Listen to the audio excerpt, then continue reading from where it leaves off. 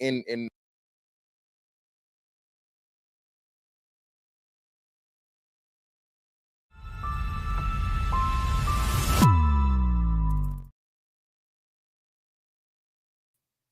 All right, welcome back to the party, everybody. I am your host, Lutch, aka the Indian Jesus, here to resurrect the second coming of common sense. Of course, we got Morty, the co-host here. So yeah, doing a little bit of something different. Shout out to Avery. Welcome, welcome, welcome. We also got Jaden. Good to see you guys. All right, so we got to get my set all perfect. Now a little bit more this way. So yeah, we are gonna check out the Raging Tomato, and her platform where they're gonna be doing debate on the tariffs and such, and then they open up the panel for anybody, and I'm hoping to get on there. And so this isn't going to be a typical stream in the sense that because I'm in the bedroom, coming to you from the bedroom.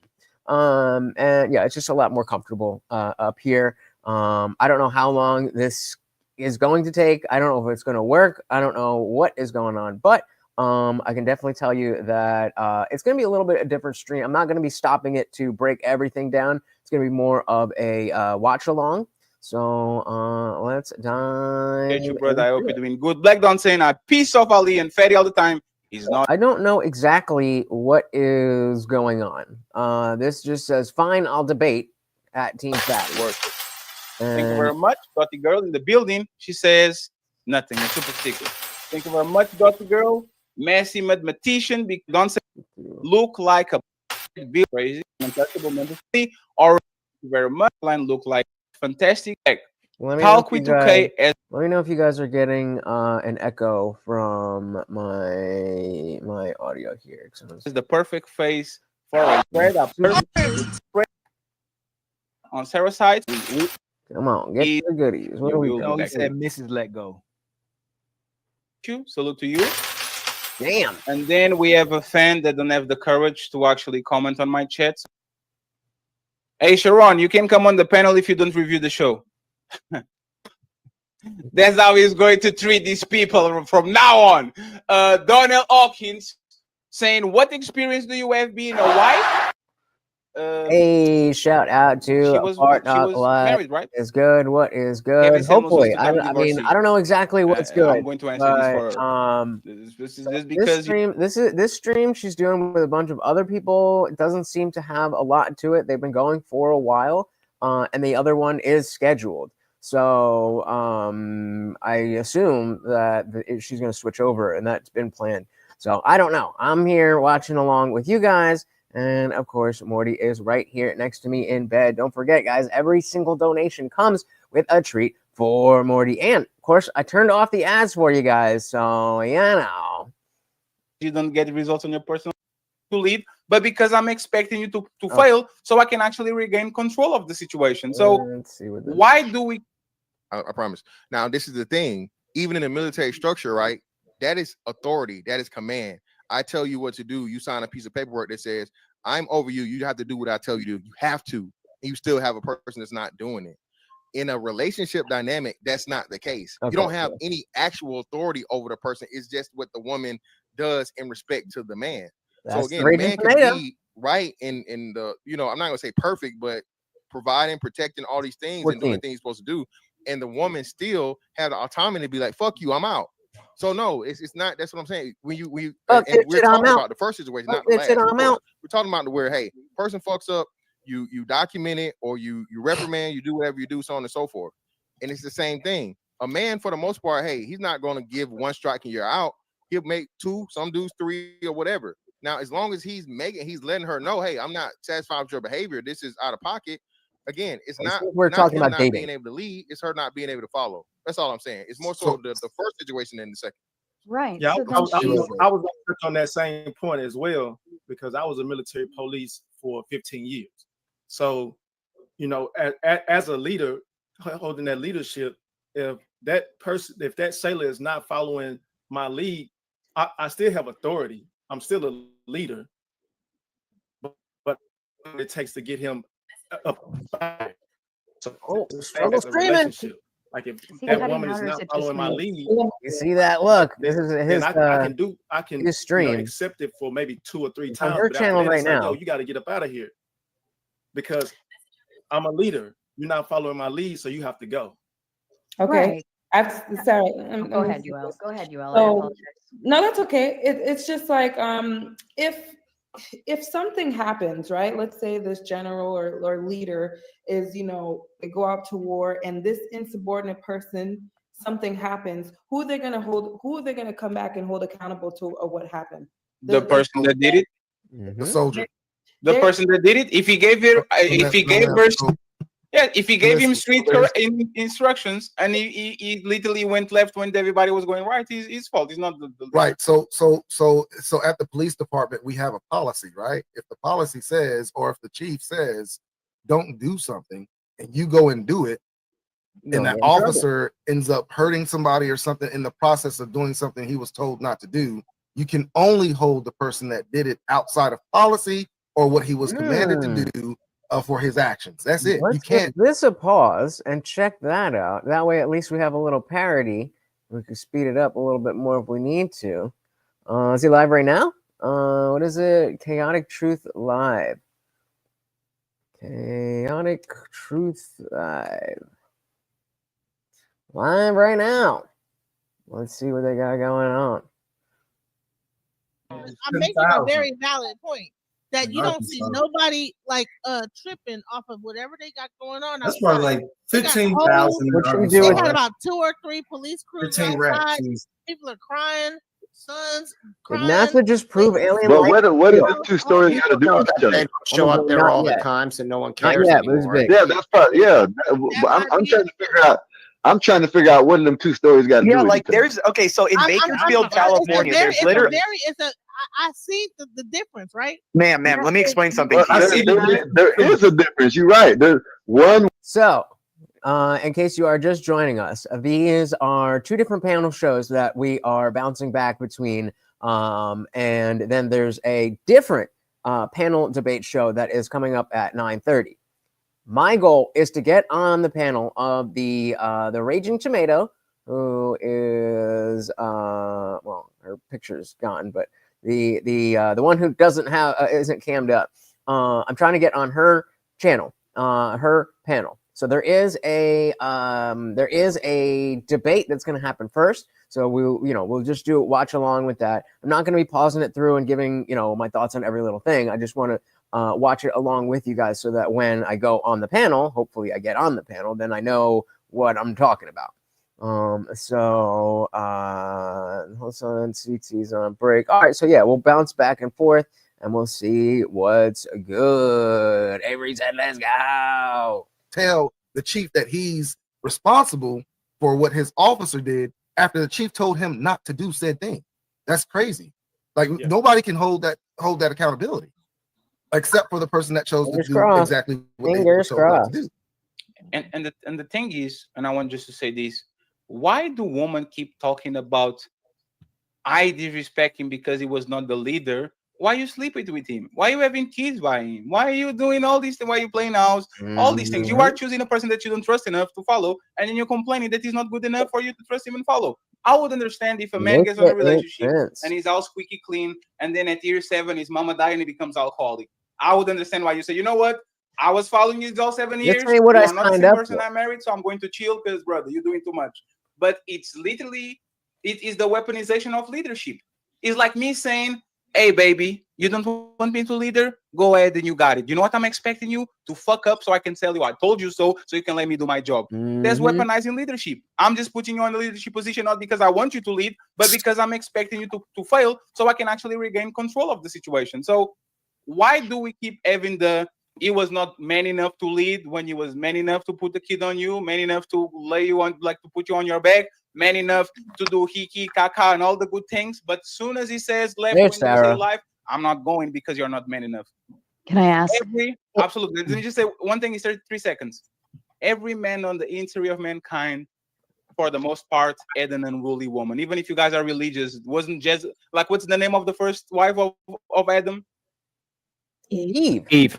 No, before. They didn't have a woman before. That Jewish Lilith. so there's Lilith, like mixed like, in. if even Adam couldn't make Lilith listen, if motherfucking Jeff Bezos can get his woman to listen, if every single Tom Brady can get his woman to listen, right? It's because they are choosing not to listen. That's fine. It is what it is. Go ahead, Sarah, and then I'll leave you because you said nothing. Well, guys, before Sarah talks, that is whose panel I'm trying to get on. And if you could like the video, subscribe if you are new here, guys. I am live every Monday, Wednesday, Friday, 8 p.m. Eastern, and just like right now, sometimes whenever I feel like it. So hit all the buttons, do all the stuffs. Well, and I did make the clarification. If you're dating early on and she's already combative, she's not ready to be led, and you should let her go.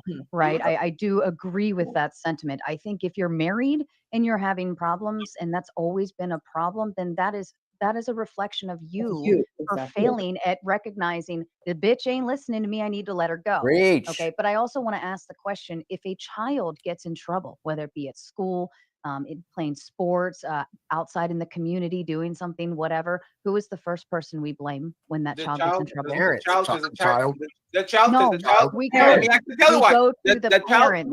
No, Sarah.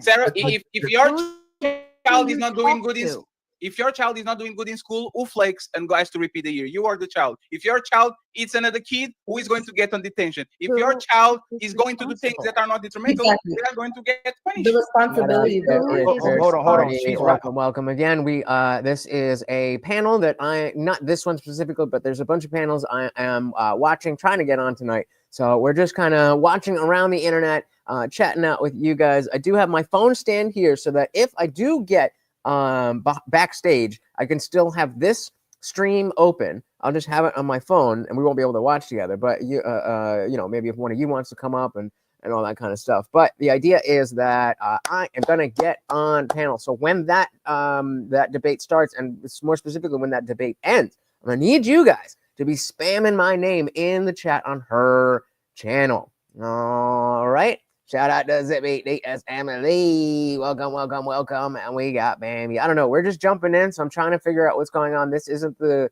debate that Sarah planned. The Raging Tomato is Sarah. That debate is at 9:30. So we're just kind of picking up with whatever we can find. Fart Knock also showed us a different channel, so we're going to be bouncing back and forth. And unlike normal streams, I'm not going to be stopping everything and breaking everything down. It's more of just watch along so that we can figure out what is going on. And I'm not exactly sure. They seem to be talking about dating, but I'm jumping in just along with you guys. So I'm figuring it out. And yeah, Fartnog, that's the name of the game, right? That's the name of the game. If I can get on the panel there, and especially because there's so much crossover, then that's so many different audiences that I'm exposed to. And I do deserve way more subs. So let's fucking do it. Hold on. So let's walk this down. Honestly, hold on. Diesel. She's right. It is reflection on the parent, right? But if we go to the parent and we look at their household and we say, oh man, their house is dysfunctional, it makes sense that the kids is dysfunctional. It's the parents. But if we go to the house and see that they're good parents and they're loving parents, and the kid continues to refuse what their parents are saying, that's a bad follower. They have great parents. In the same way as this, if you're the leader, if a man is the leader and you're giving them your body and you're sleeping with this man and you're in this man's presence, but you won't give him cooperation, you're a bad follower. Because if you say he's a bad man, you shouldn't be there. If you're there, that means you value that man and you should give the man cooperation. If you're not, then he's useful for you and you're using him as a filler until you find another guy. You can't blame it on the bad. The only way I can concede to Sarah and Yuel's example is if you're saying that a sergeant gave you the wrong instructions, or he gave you instructions that made you fail if you followed his orders. But if you didn't follow the sergeant's orders, that's a bad follower. Okay, so this is the thing. When it comes to a child, fair enough. All right, let's see where we're back at with these guys. Neighborhoods are white neighborhoods. So this is a life found outside the solar system. Scientists stunned by alien fingerprint. This was a whole panel before. Now it's just 3 people. Yeah. Why else? Drop the link or something? Or they might have a person with special needs. Actually, I don't really want to in like the lower class. They probably feel like, of course, well, they might not have certain things for that child. Never watch. They move into a richer neighborhood to get the benefits of like that for their special needs child. You never know exactly what it is. You know. Can I ask a quick question? Before you do, Lord Jutron with the membership. Thank you so much, Lord Jutron. And the $5 super chat. Shout out to you, man. Positivity's coming your way. I just want to let you guys know that I will be using these super chats to get the root canal.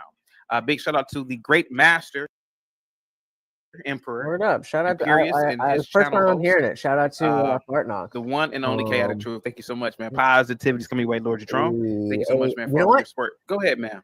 That's what I'm gonna do while we're doing all this. I didn't roll up. I should have rolled up. I'm gonna roll up. Can I ask a quick question? Oh yeah, go ahead. I don't know if this question was asked earlier, but do you guys think that was the only son that she performed these acts on, or could have been jealousy? Could have been a time limit, like the brother reached a time limit. He they get slotted. Maybe it's a slot, and he overreached his slot time, and he wanted to call the police. Like, look, you overreached your slot time, but he didn't really know that he was telling on an actual crime. I don't know. I'm trying to think, like, because somebody said earlier. Am I yelling? No, you're good. You're good. I'm on my yeah. There we go. So like, no, you were good. You were good. Yeah, you're good. Yeah, because I'm starting to think like I don't think this is normal.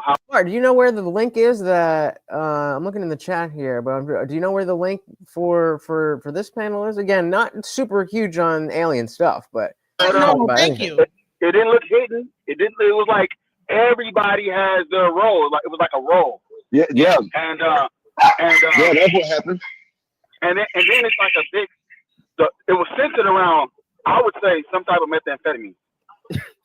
It was something, but this one's going off the rails. So let's go back to this one where they're talking about dating and parents and all that kind of stuff. Seems to be a little bit more focused. Yeah. Okay, so this is the thing. When it comes to a child, the parent is responsible, but they're not accountable for what the child does, right? They're not held accountable for the actions of the child. So it's two totally different things when you're talking about somebody in a relationship as. Can Ahmad drop the Discord link, please? I forgot to pin it. A parent to a child or a husband to a wife, right? We don't hold that responsibility or that accountability for a woman. But that woman is responsible and accountable. But it can be reflective. It's reflective. It's reflective of real life. Honestly, it's reflective of real life. Let's say we all know each other in real life, right?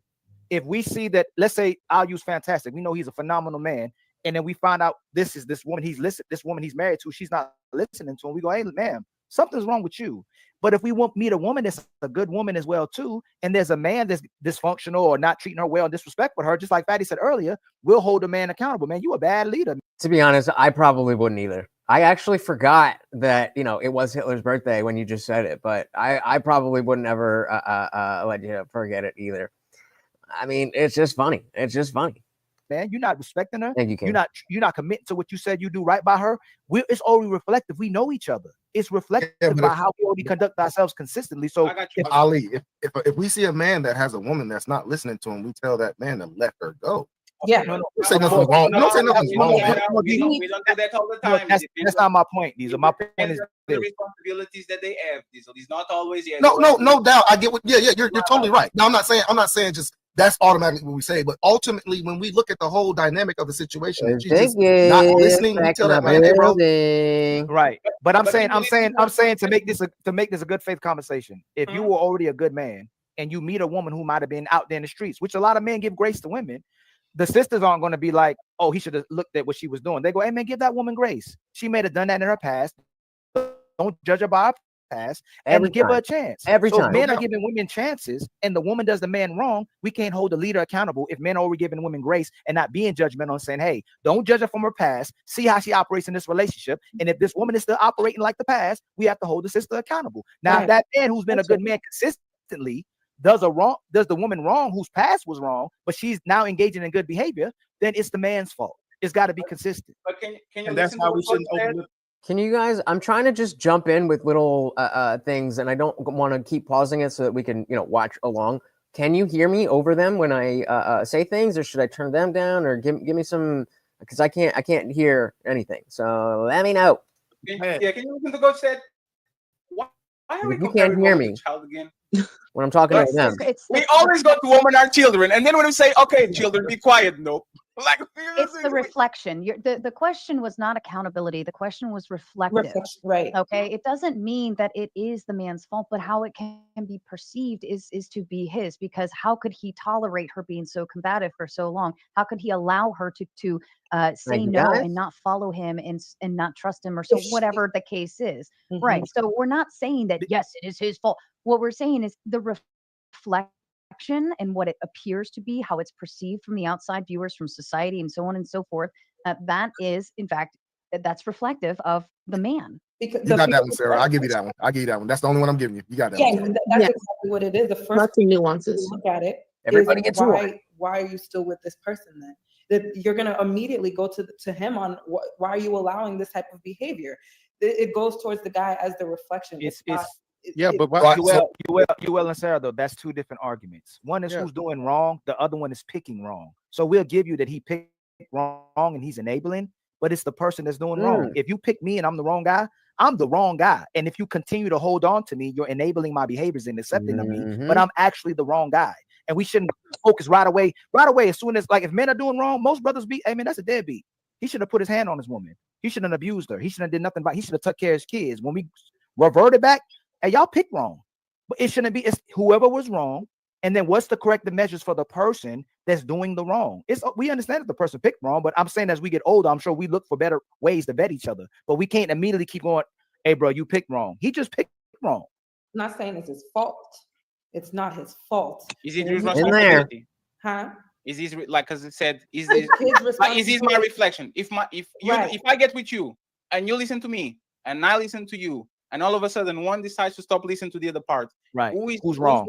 Who is wrong? Is that the woman's responsibility? Like, it's like saying, oh, if she's denying you sex, it's because you're doing something wrong. It's because you're not romancing her enough. It's not because you're taking her on dates. No, she literally decided, I don't want to fuck you anymore. So now we have to figure out, like, what the hell is going on? If we're not judging each other's past, and we're meeting each other and go, hey, I'm a commitment doing right by you. You're going to commit to do right by me. Because if we don't do that, then men have the rightfully so to not wipe up most of today's women by judging her from her past. Hey, go ahead, Coach, because you've been quiet. And Coach, are you cousin from, like, are you teammate cousin Tracy McGrady? Cousin? Nobody told you that before. They used to be my favorite player, though. Yeah, does he look like T-Mac? Yeah, T-Mac, I can see it. They used to be my favorite player. But I was gonna say, I kind of lost it. But I was gonna say, a woman that's not listening, that's a reflection of her past. I wouldn't say that's a reflection of the husband, or if they took it that far, if they married. Now, a lot of times, a husband will sacrifice his happiness for the betterment of, the family. That's why a lot of men have so much patience, and they will stay in a relationship where that wife is out of order. We hope she get back in order. We want her to get back in order. I think this is too simple, because one, that's not necessarily the case. And two, that's not necessarily a good thing. Like, I don't want you bringing kids to the table. I want you to come to the table ready to make kids with me. So if you're bringing kids to the table, you're bringing expenses and difficulty. So I don't think that's the answer you're looking for. We teaching her, hey, you can't do this. You can't respond like this. You got to be more emotionally intelligent. But she just continues to go down the wrong path. And a lot of times, men like going to the courthouse to file for a divorce. Sometimes they just sit there in it. And that's bad on us guys, but we have a lot of patience for the woman that we love. We'll give up that happiness. So the laws don't make it any easier. Does that mean that he lacks authority over her? No, follow. He's going astray. Yes, he lacks authority because he can enforce lacks authority. If he can enforce his authority, enforce her. Hold on. Hey, Coach Damon. Hey, if you decide to listen to me, but you don't listen to Fatty, does he lack authority, or you just choosing not to listen to him? Different. No, it's not different. It's not different. Hey, it's not different. If I choose to listen, can you hear me now? Mm-hmm. You froze a little bit. Yeah, you froze a little bit. No, you're good now. You froze a little bit. No, your video, bro. Yeah, you're good. Your audio's good. If a man chooses to listen to you, or one man chooses not to listen to you, do you lose your value? No. So if I'm a man that can give you authority, and Fatty's a man who can give you authority, but you choose to listen or not listen to one of us, does that mean we don't have authority? I'm going to say this. I'm going to say this. You lack authority over me. You do. Right. If I'm with you and we've been together now, this is not just okay. We just you can't make someone do something, then you don't have authority over them. got together and you just showed me in this act Maybe that you should. You did Maybe not you shouldn't. listen. And now, okay, hold on a second.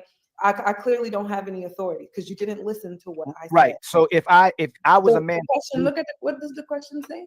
It says, if a woman doesn't listen to her man, is that a reflection of her character or his lack of authority? Roll up. I feel like personally, here's how I look at it. That's cool. That's cool. You good? If you're with your man, I'm with my man, and I go and do something out of order or whatever, you lack authority over me.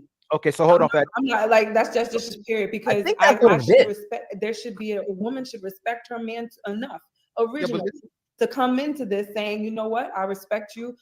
What you're saying, I see that you're leading me the right way. You make right decisions. I'm going to listen. And if I decide not to protect and provide for you because that lack of authority that you don't listen to me, does that make you a bad follower? If I don't value enough because of you not complying with me and I choose not to give you provisions and cooperation, my resources anymore, and if something's happened to you, am I still a bad leader or you were just a bad follower that I didn't protect and provide for because you weren't listening? Can you know because I'm a bad leader because you won't listen? Hold on, I'm a bad leader because you don't listen to me. But then you put yourself in a position and I don't protect you because you chose not to listen to me. Is that a bad follower or still a bad leader? That's why I say that's a bad relationship. There you go, Sarah. That's way too broad of a situation because you could be a bad leader or the person could be a bad follower. We can't tell by the fact that they're not following you. As far as if you go and you take away you providing for me because I'm not listening, you might as well just go. I didn't ask you that. But if you don't listen, listen to me again. If you don't listen to me, you just told a man to leave you alone. Right. So the least you can do and go, hey, if you don't listen to Ali, if you have a son, if your daughter's putting your sons in situations because she don't listen to him, and then there's a position she put herself in and he doesn't help her, was he a bad leader or was she a bad follower? I'm sorry, I don't get the question. What do you say? I don't want to answer that question. No, it's not that I don't want to answer. Okay, hold on. I'm asking. It's a bad question.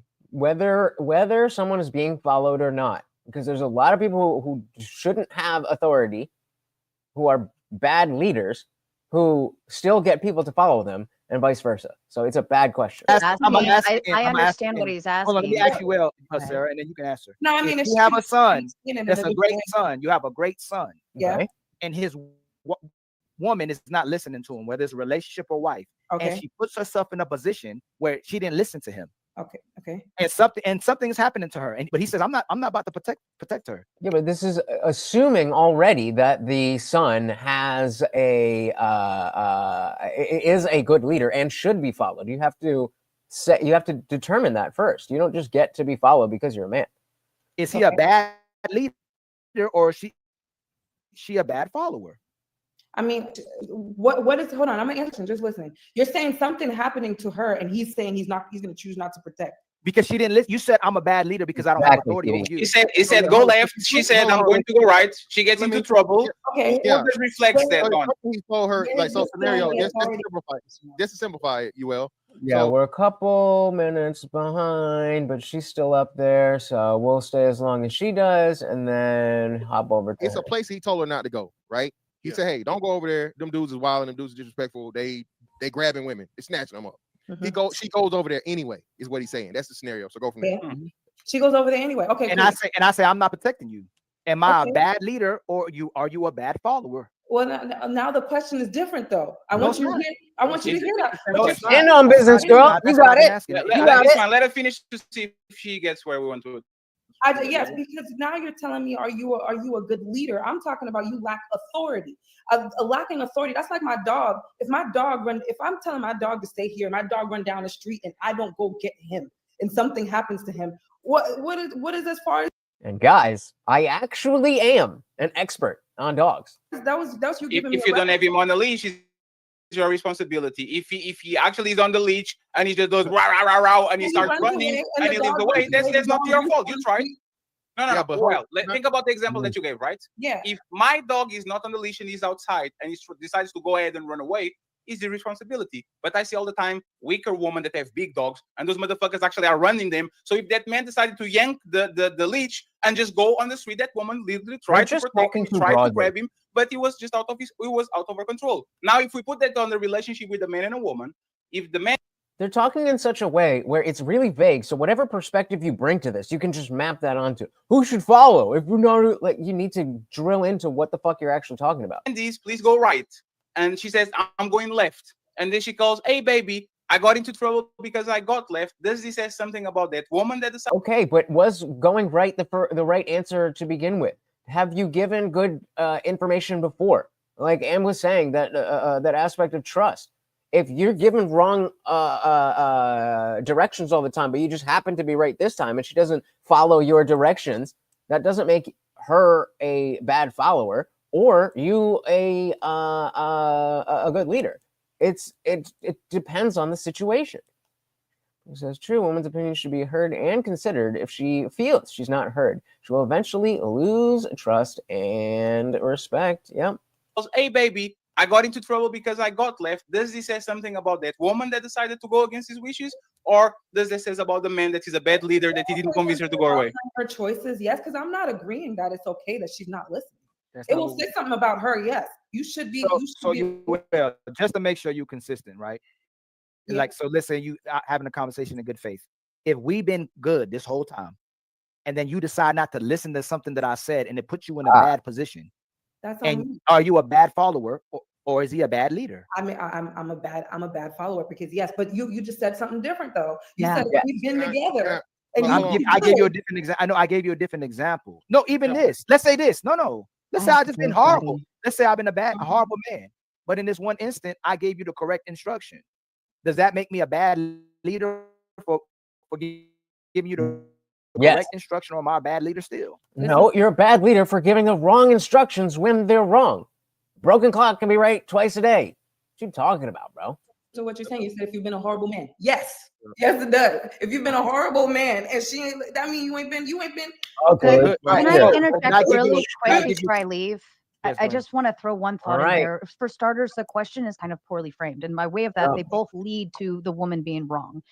Your question is if a woman doesn't listen to her man, is that a reflection of her character, right? Saying that she has a bad character, or is it his lack of authority? Assuming his lack of authority is because she won't listen, right? It should have been framed leadership, right? Is he a bad leader, right? And I just want to make that point because that changes the question up a lot because it's both double negatives on the woman. So if you think, I want you to just think about that the way it was framed. And because of that, that's why she was getting confused. Because she's saying it's a lack of authority, but then you're saying it's a bad leader. So it's two very different things.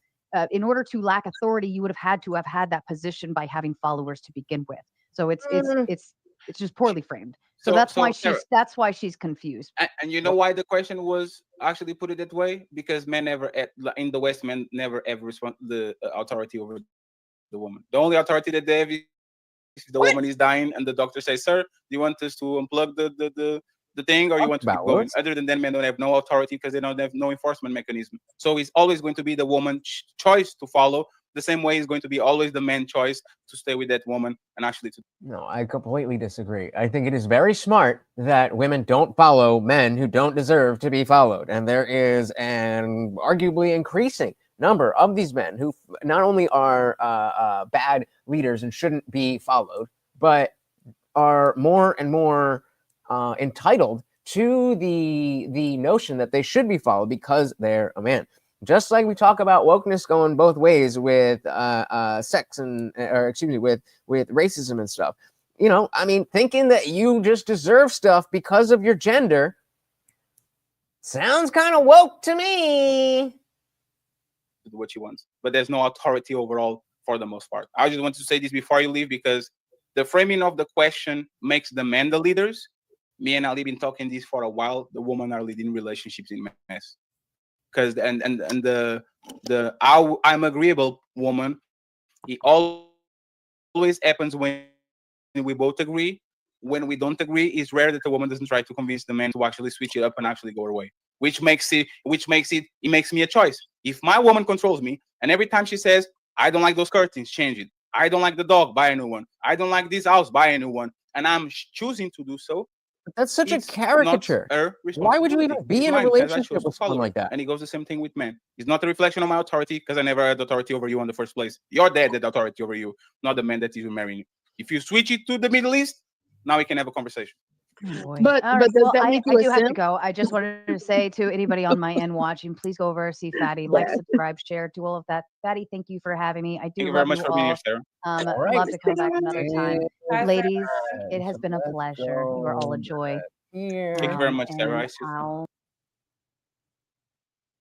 All right, yeah, we're good with this. We're good with that. We can share this instead. Go to the Raging Tomato. And we are live. Beautiful, beautiful, beautiful. So this one, I'm going to keep this here. I'm going to keep the chat here because I need to see when of course, we hit the like button because why wouldn't we do it? Oh, and so most of you are not subscribed to this channel. Most of you are not subscribed to this channel. The link is in the description, but I'm going to put it in the chat again. I'm going to need you guys to be in that chat, and the chat is on subscribers only. So if you subscribe now, you'll be good by the time all of that begins. So do me that huge favor, go subscribe to that channel. And the name of the game is getting the Indian Jesus on the after panel. Bambi said, for a man to be a good leader, in my opinion, he has to value me and my views, but doesn't always have to agree. Men think leaders are bosses, and that's not true. Leadership inspires, bossing dictates. Well said. Well said. There we go. There we go. I love to see it. We are here for it. And if I'm rolling up right now, I'm damn near sure I'm going to be done but long before it becomes relevant. But if for some reason I'm looking down, I'm doing something, and you see at the top of the chat here that there's a pinned chat, let me know. Let me know.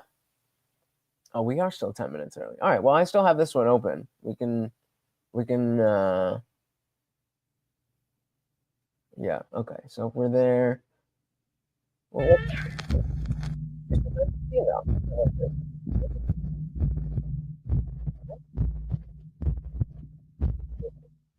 well, yeah, right here. And good evening, ladies and gentlemen. Welcome back. I am Sarah, the Raging Tomato, here, round 2 for the evening. I don't know if anybody caught the presentation of whatever happened over on Team Fatties, but I was there, had a good old time. You can catch the replay over on Team Fatties channel and have some fun with that. Now we're going to have Nanfan on, who makes the claim that Trump's tariffs are hurting America. And I would really love to dive into that as a kind reminder to all of you. They are about to debate about Trump's tariffs, and then probably going to open a panel because I don't know enough to push back or ask too many questions about or get into it. So Nanfan, I'm going to let you take it away with kind of maybe an opening statement to it, or however you want to. And again, really quick, if you guys could click that link I just dropped, I'll do it again. Please, please, please go subscribe to her channel because her chat is on subscriber mode only. So when I get backstage, I need you guys spamming the chat, which you won't be able to do if you're not subscribed. Present it. Sure. I didn't prepare a formal opening statement or anything, but I would say, understanding trade is somewhat easy, and then understanding the 1,000,001 different objections to trade is where things get a little complicated. So to start out with, I would say fundamentally trade between countries is beneficial for 3 primary reasons. 1, there's gains from exchange. 2, there's gains from specialization. And 3, there are gains from economies of scale. So basically, there are, some countries, because of their geography or because of, how much labor they have relative to how much capital they have, will be comparatively better at producing certain things than other countries. The word comparatively there is important. I don't want to start off. We will pause for is super chats. Box with the $5 said tariffs actually help the company I work for, even the threat of them do. And indeed, they do. Of course, guys, every donation comes with a treat for Morty. Thank you so very, very much, sir. Making yourself the new sponsor of the stream. Very much appreciated. Off too technical. But like, for example, the US is obviously, if we could outcompete Vietnam in producing shoes, if we devoted all our resources towards making shoes. But importantly, the US has much better things to be doing than producing shoes. So if the US were to produce things, or were to produce shoes, we'd be giving up much more than Vietnam is giving up when they produce shoes, because the US could instead specialize in, for example, Apple and you know, having Apple engineers and having Microsoft and producing this technology that's used all across the world, or SpaceX. Vietnam simply does not have those things. They do have a very large labor force that's willing to work for low wages, so they benefit from specializing in very labor-intensive industries, and the US benefits from specializing in capital-intensive industries, and we can trade with Vietnam, and we'll actually end up with more goods, or the same amount of goods, depending on what assumptions you make, with the same amount of resources. And I think that's those are the benefits from exchange and specialization. And then we also, you know, that basically comparative advantage theory was used for like 200 years or whatever. It does a very good job explaining why countries that are different from each other trade with each other. There are differences in productivity because of the country's what are called like factor endowments, because of what factors of production that country has, how much labor the country has, again, how much natural resources the country has. But if you look at trade, you know, currently a lot of trade happens between very similar countries. And hey, shout out to Amanda with the Canadian 5. Thank you so very, very much. And of course, a treat for Morty. So we should do a live show sometime about the relationship between Canada and the US. I mean, I'm definitely down if you have something to discuss. But I don't know too much about Canadian politics, and you know, I mean, but yeah, if you have a specific thing that you'd want to talk about, I am definitely open to that. Thank you so very, very much. This is what Paul Krugman won his Nobel Prize for. There are also benefits to be had from economies of scale. Basically, you know, without getting too technical again, companies and countries can benefit from increasing returns of scale, because companies have what are called, and entire countries really have you know, fixed cost. If I want to produce, you know, if I have a chocolate factory, there are certain things I'm going to have to build regardless of how many chocolate bars I produce. So like wrappers would be a variable cost. For every chocolate bar I need a wrapper, but you know, thank you God, the sort of like fixed equipment, that is a fixed cost. You know, I can get a mold for a chocolate bar and use it to produce 1,000 chocolate bars or 1 chocolate bar. It's a fixed cost. And as you produce more goods from the same fixed cost, basically your average costs go down, right? I mean, if I spend $1,000, right, kind of like the supply and demand kind of thought process there. Well, I mean, it obviously ties into that. Yeah. But I mean, you know, if you have to spend $1,000 on a factory, no matter what, if you produce 1 chocolate bar, well, your cost is $1,000. If you produce 2 chocolate bars, your cost per chocolate bar is only $500, and so on and so on and so on. And with some models, we can show that, you know, countries will actually, even identical countries will actually benefit if they specialize in only, you know, one industry, or I mean, the basic model will have them specialize in only one industry, but and the other country specializes in another industry, and therefore both their fixed costs are lower, and also the size of the market is bigger because they're able to sell to each other rather than just the people in only one country. Would that tie in kind of like to an assembly line concept? If like one person is focusing on doing one thing, you know, to put the car together, right? The whole concept of Ford. Like if one person is putting a tire on and that's the only job they're doing, they can dedicate all of their time to that one job and they can be the best at it, you know, and then another person is focusing on, you know, putting a window in or whatever. So is that kind of, yeah, exactly. So, I mean, I'm trying to make sure I understand. You'll kind of intuitively understand, you know, the benefits from specialization when it comes to ourselves as individuals. You know, we say like, I'm comparatively better. I mean, we may not have this exact thought process, but because the market system works, is what ends up happening. We say like, you know, I'm comparatively better at producing like X thing. I go to work every day, and I'm a streamer. I'm comparatively better at streaming, and my grocery store is comparatively better at, you know, growing crops. Yeah, I understand the grocery store doesn't grow them, but farmers are comparatively better at growing the crops, and we benefit from trading with them. So I don't have to waste my time growing my own food instead of doing what I'm really good at, which is being a streamer. And you're absolutely right. Like one of the, Adam Smith talked about this, like the gains from division of labor, where people specialize in only doing one thing, only making one part of a product, and there are gains to be had from specialization in that case. Yeah. Which seems like, again, we intuitively understand when it comes to ourselves. And then sometimes we don't want to apply that logic between countries. Right. Okay. That makes sense. So that's number 2, right? The first one was you were talking about the shoes, right? Yeah. Yeah. Well, and both of those tie into comparative advantage. But yeah. Okay. All right. And then was there a third thought to that, or did I miss that? Well, I went over. So those are kind of the basic reasons why trade between countries is a lot of times beneficial.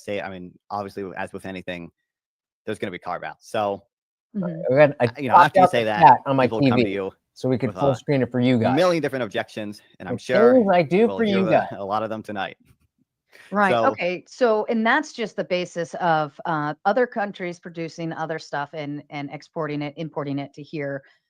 And so I think, would we maneuver into the tariff portion of it and how that applies now? Yeah. So tariffs are just a tax on trade. Technically, like the definition of tariff is just a tax applied on imported or exported goods. In the U.S., we talk about import tariffs, usually tariffs on goods that we import from other countries, because export tariffs are not constitutional. There you go. Unfortunately, though, this is probably going to come up a lot tonight. I don't want to get too technical just yet, but tariffs act as taxes on trade no matter what, because a tax on imports will be equivalent to a tax on exports. Reducing the amount of things that we import via tariff will also reduce the amount of things that we export. There are numerous mechanisms.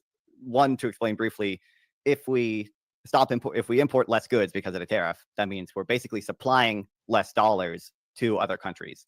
And obviously, if the supply of dollars goes down in world markets, what will happen is the price of the US dollar in world markets will increase. Now, that can be good because that lets us buy other currencies for cheaper. And that means we import goods for cheaper. But it's also bad because it also can be bad because that makes our exports harder to buy. So other countries have to spend more of their currency to buy our currency so they can buy goods from our country. So a tariff is going to act as a tax on trade. It's going to reduce imports and exports by the same amount. Basically, there are nuances to that, as with everything. But in a perfect world, a tax on imports will be exactly equivalent to a tax on exports. Now, tariffs fundamentally, for somebody who didn't distort decisions over whether over what resources to use to get the same amount of goods, basically. So obviously, if I'm a consumer in the US, ordinarily I'd make my decision based on the relative price of foreign products compared to products here.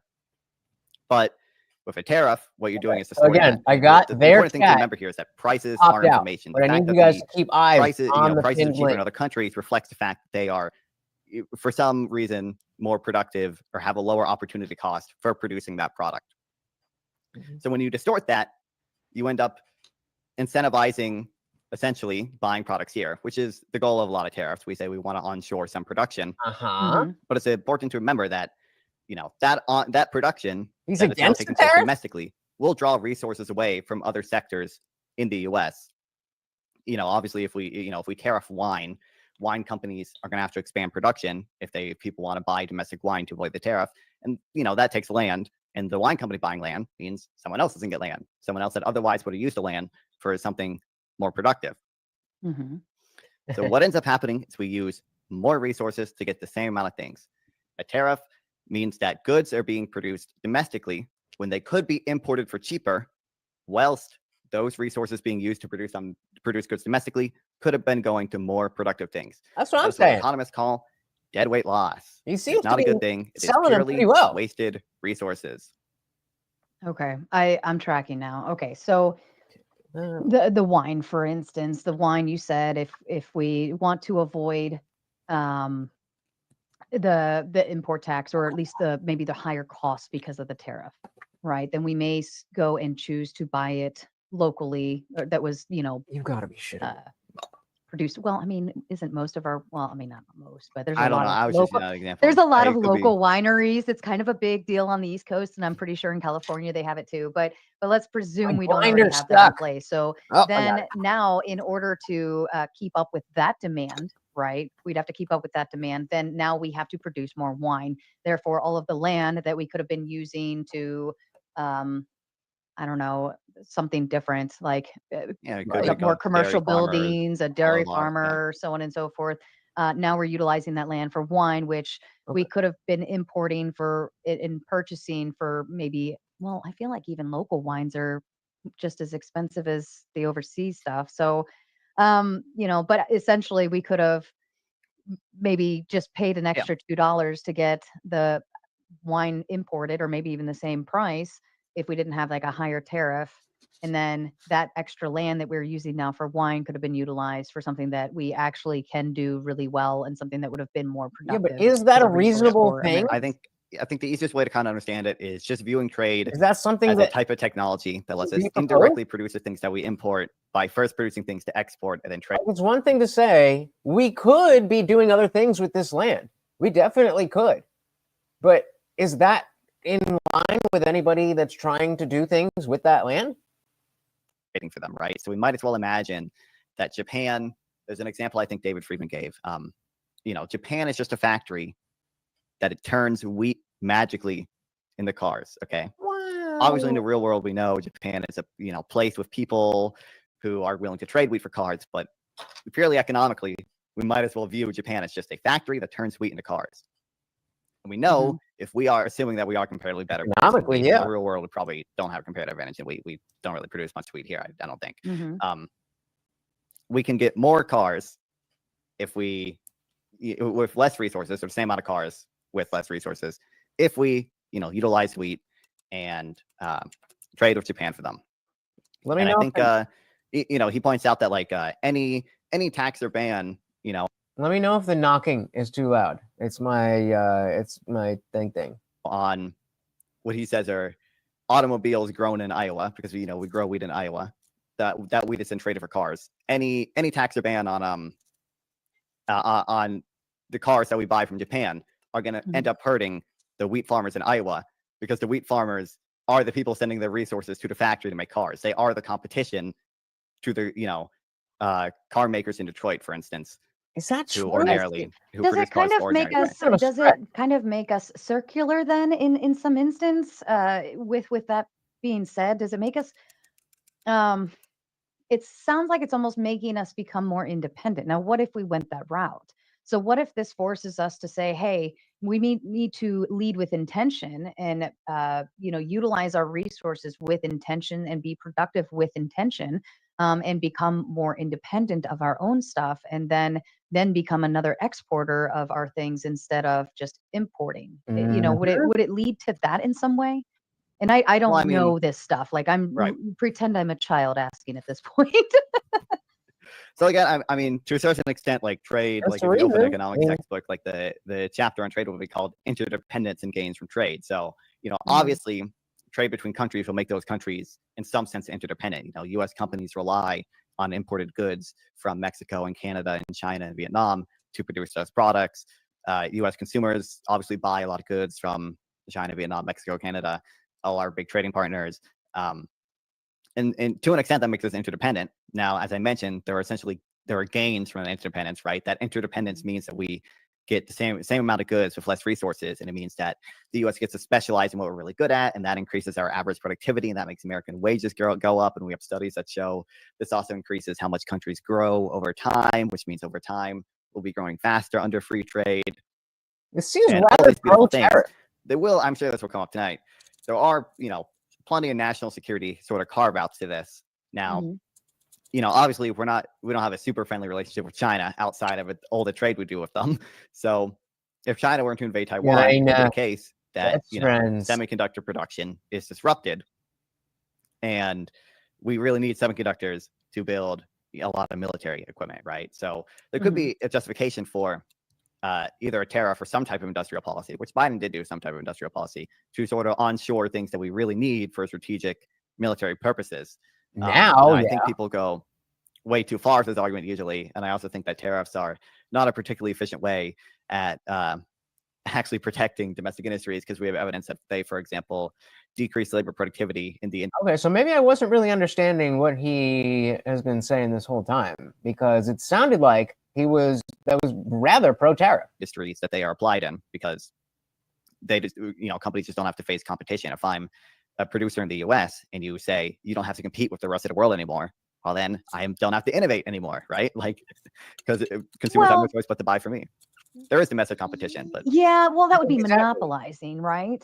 To that degree. Well, but yeah. that doesn't mean American companies can't compete with other American companies. I mean, Sure. how many bars of soap can we, create and innovate and do better than, or it might actually make them competitive on the price, especially if it's localized and, manufactured here and created here and advertised here. Then now everything's local and now becomes kind of more circular. But essentially, if soap company A and soap company B become like the big thing in America, now they have reason to compete with one another. I mean, you would be talking, I think that would be more in a very niche area, maybe.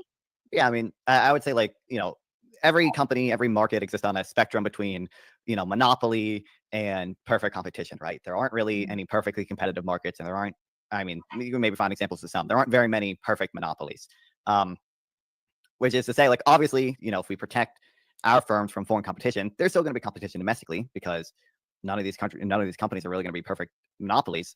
But we do have evidence that even just reducing competition decreases labor productivity in those industries. There are a few studies done by some people when we used to have tariffs like in 1870s. Don't the tariffs do that? To like 1913. If you actually look at the tariffs that we placed on certain manufacturing industries, they reduce labor productivity within those industries. We have evidence domestically as well that, for example, like when railroad production got a lot more efficient, that allowed companies further away from each other to compete.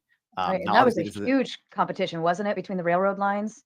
Like they were. Yeah. So obviously the railroad companies themselves had a lot of competition, but like it basically allowed companies in different states to start competing with each other, and that led to these companies within different states, obviously it's interstate trade rather than international trade, but to compete with each other better, which made these companies innovate more. And I think, like, I have a study written down. It found it was something like 18% increase in productivity, like in the industries where these railroads made transportation a lot more efficient. So there are good reasons to believe that tariffs tend to reduce labor productivity in the industries that they are placed in. Although sometimes they will have the opposite effect. There are studies that you find that have the opposite effect. But there are especially good reasons to believe that tariffs will decrease productivity overall, because, like I said earlier, well, productivity, firstly, is just output over input, right? And trade is really good, like I mentioned earlier, because it lets you get the same amount of goods with less resources. If you restrict that from happening with a tariff, you end up using more resources to get the same amount of goods. That's a pretty bad thing. That it almost sounds like the same type of argument that the other dude was making on the stream that she was just on, and trying to make it fit into what you already believe. I don't fully understand his position, so I shall have to tease it out a bit more. But I don't even really know where he's coming from, except tariffs bad for some reason. Kind of. I'm mildly there. For being a blonde and being a girl and not knowing anything about this stuff, I feel like I'm tracking pretty okay. Betwixt with the Big Five says liberals tonight will argue we should import cheaper goods made with slave labor over domestically made goods. Yep. This should be fun.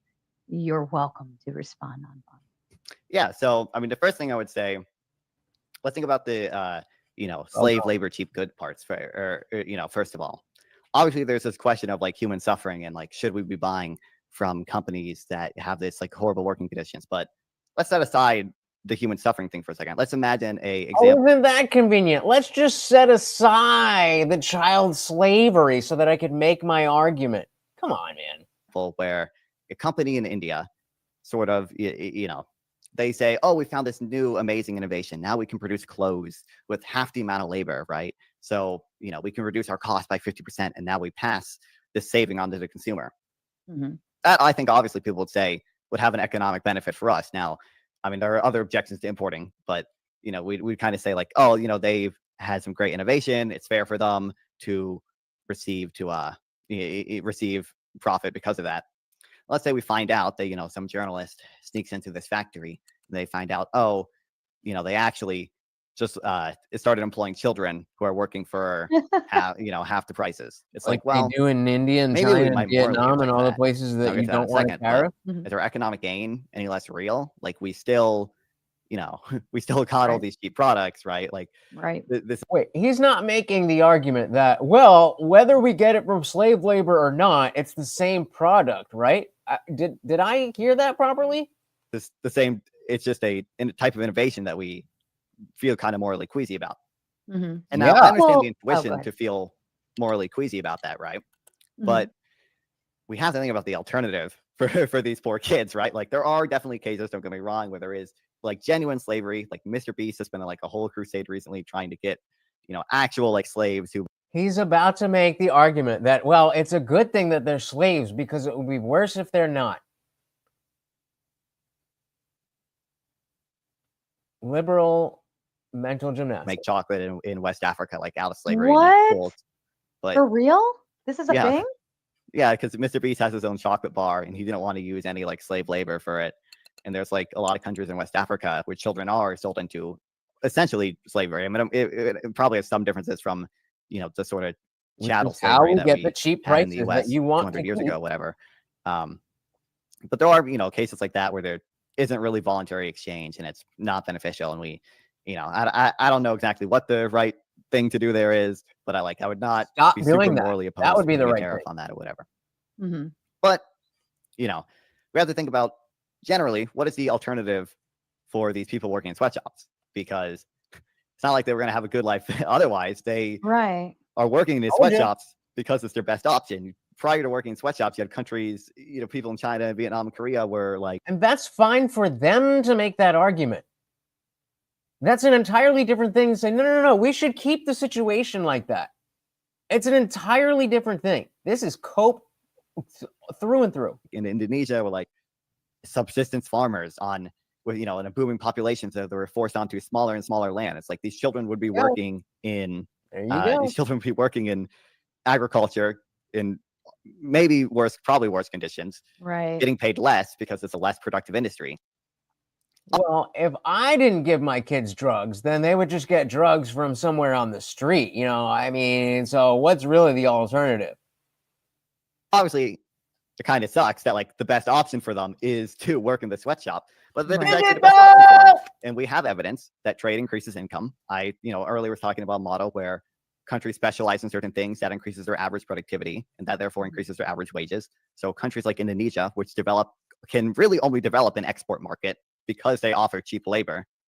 If we rob them of their opportunity to specialize in things, we rob them of their opportunity to grow. Look at South Korea. South Korea used to be, a pretty poor country, and to an extent they developed through import substitution, which I'm sure that might come up tonight as well.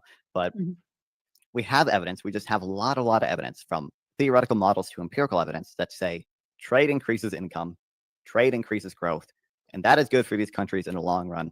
If you don't buy these slave labor products or whatever, these countries will remain poor forever, or poorer than they otherwise could be.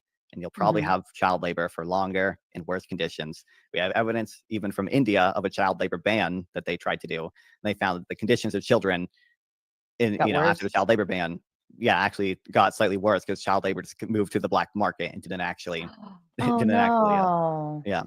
this would actually remind me, I don't know if you ever took a bioethics class, but it's one of my favorites, right?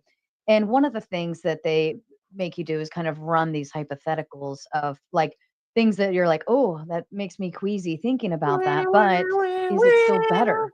And one example was given of was that they wanted to test medication on pregnant women.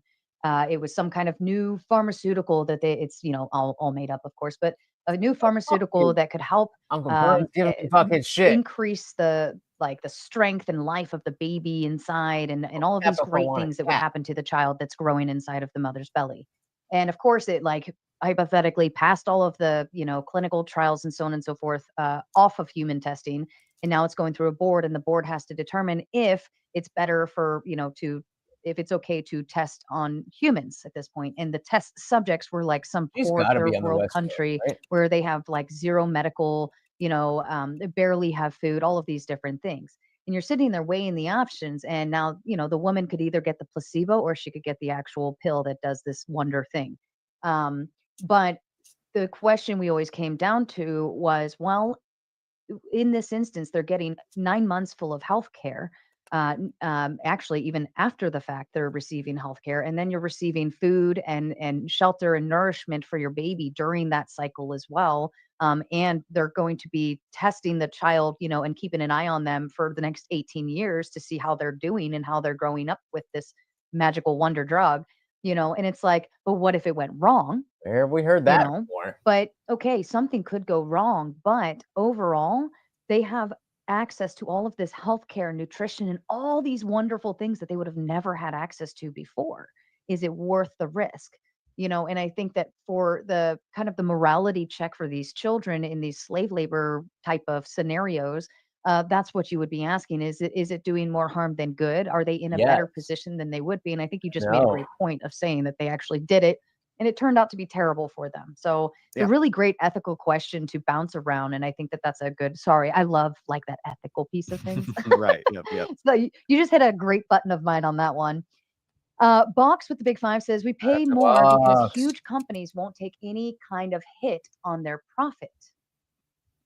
I mean, a lot of companies just don't operate at like this high of margins, right? Like a lot of people have this perception that like all these big companies are just like raking in huge amounts of profit. Because we do this number like, Intel 30 billion trillion in profit, Apple 1 quadrillion bajillion in profit. Like if you actually look at the margins they're running at, it's like, well, sometimes I think the average for the S&P 500 of companies in them is like 12%, profit margin or whatever. So if you put a 10-25% tariff on these on goods from other countries, it's like, well, that profit margin is gone. It's like they have to increase prices because they go bankrupt otherwise. Like, I don't know. It just doesn't seem like the greedflation narrative here is gonna work out if you actually maybe some companies that can't survive without slavery should go bankrupt. But, yeah. And also, I will add, actually, corporate profit is not like, I think that's inherently evil or anything. Like if a company has more profit, you're probably going to be more like willing to invest and expand, like, or you save it, and that saved money will, finance other investment. Essentially, it'll lower their real interest rate, and that lets other companies borrow. They'll stash it in treasury bills, and that lets the U.S. government borrow money for cheaper.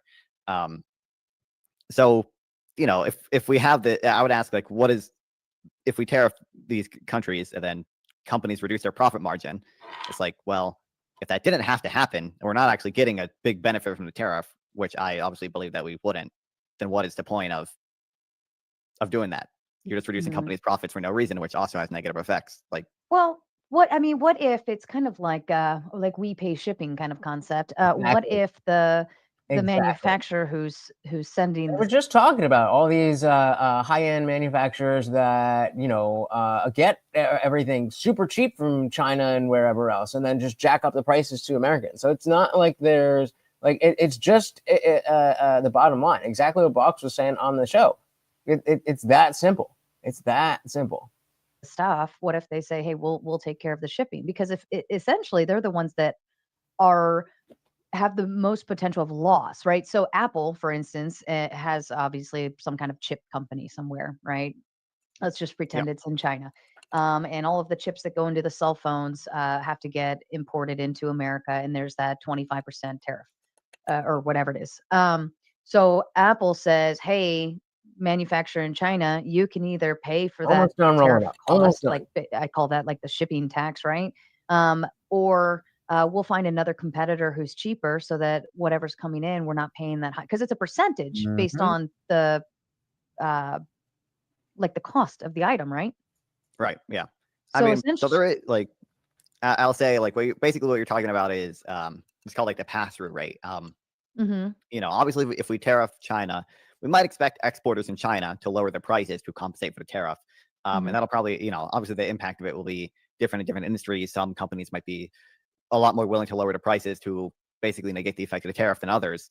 And we have empirical evidence for this. So it seems like from basically every study, the pass-through rate of tariffs is like over 80% almost all the time with respect to the person importing the good. So, if we import a good if a company is importing a good for China, they're essentially going to be paying 90% of that tariff, or 80 to 90% of that tariff.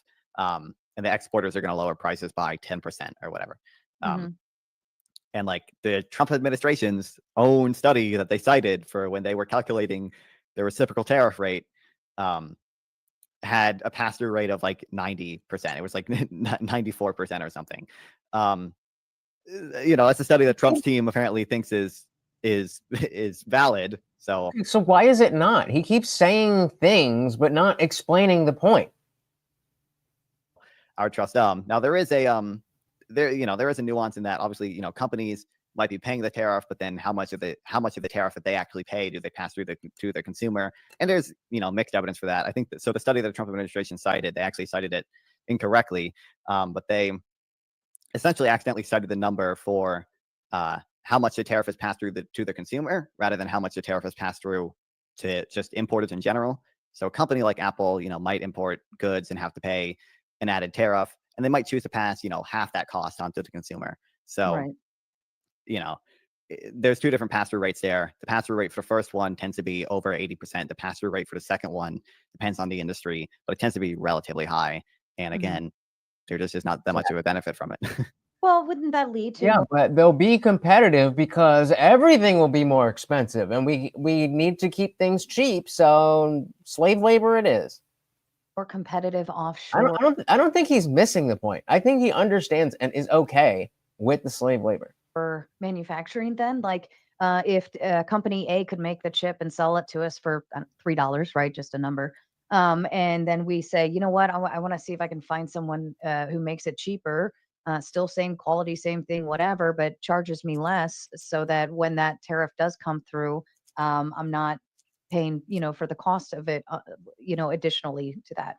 So wouldn't that kind of create a more competitive offshore market? I mean, markets are already pretty competitive. Like companies are always looking for a better deal, and investors are always looking to, finance innovation so that they can, benefit from the better deals that they can offer other companies. This is what's great about the free market and everything. Right. It's just, I mean, because markets are already generally competitive, I don't think there's really any good reason to believe that it would have, that effect. There is actually evidence that everything will be Temu quality. What's our? Wouldn't that force an innovation then? Like, how can we be the top competitive market? How can we make them cheaper? How can we automate efficiency, so on and so forth? I feel like, to me, people work good under pressure. We're knee-jerk reaction kind of creatures, right?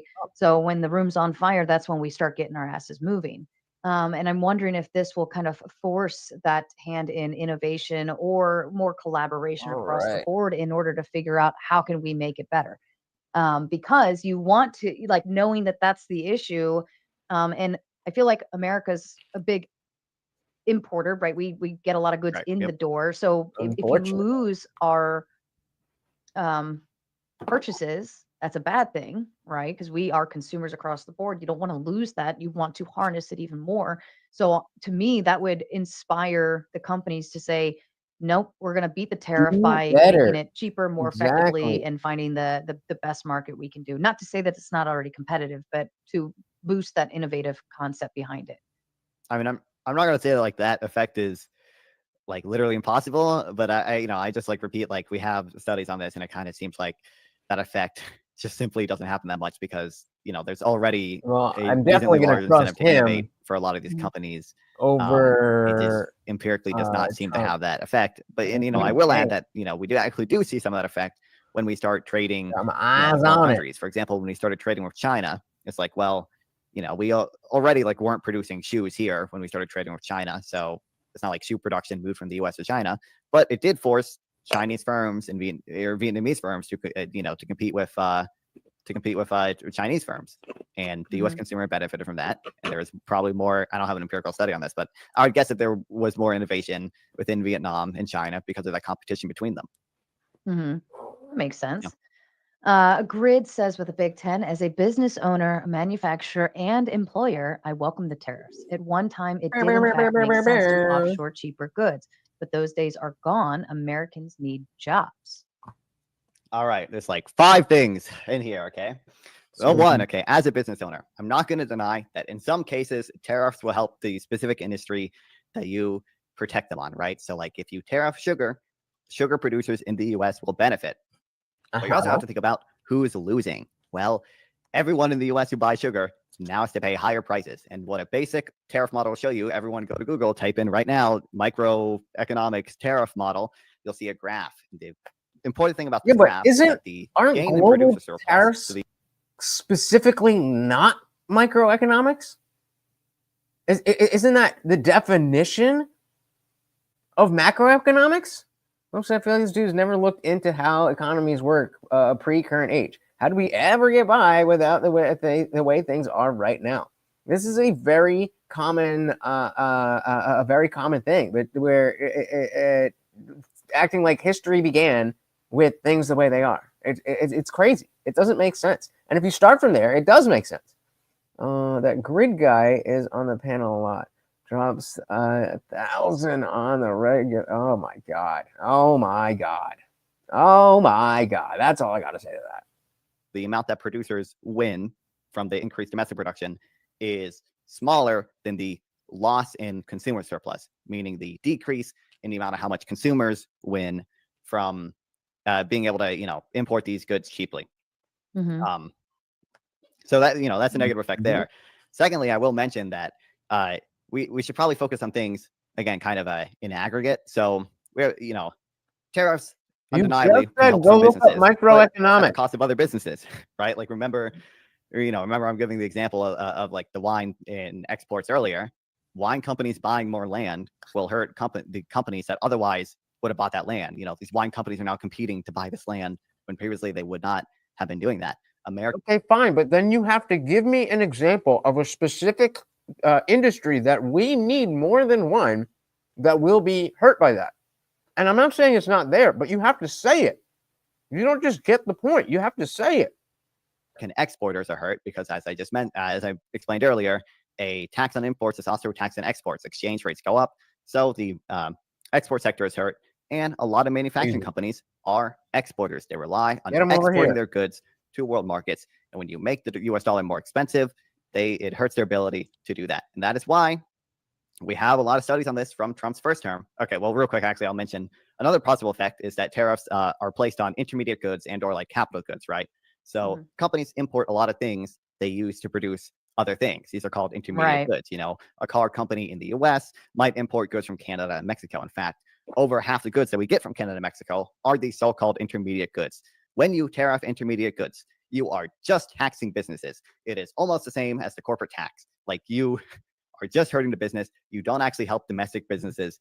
You're just taxing the business. Both producer surplus and consumer surplus goes down. A lot of goods that we, Trump's tariff and steel, for example, did this. And because you're hurting a lot of businesses, with the example that I just gave, you're hurting the export business. You're hurting any company that relies on imported goods to produce their products. You're hurting, I feel like there was another thing I mentioned. Oh, yeah, I mean, just opportunity cost, obviously. You're hurting companies that have to compete for, the resources. You're basically, the technical way of phrasing it is you're shifting the relative profitability of industries. And because you shift the relative profitability of industries, the companies that are made relatively less profitable because of the tariff are going to be harmed through the reduced investment they receive.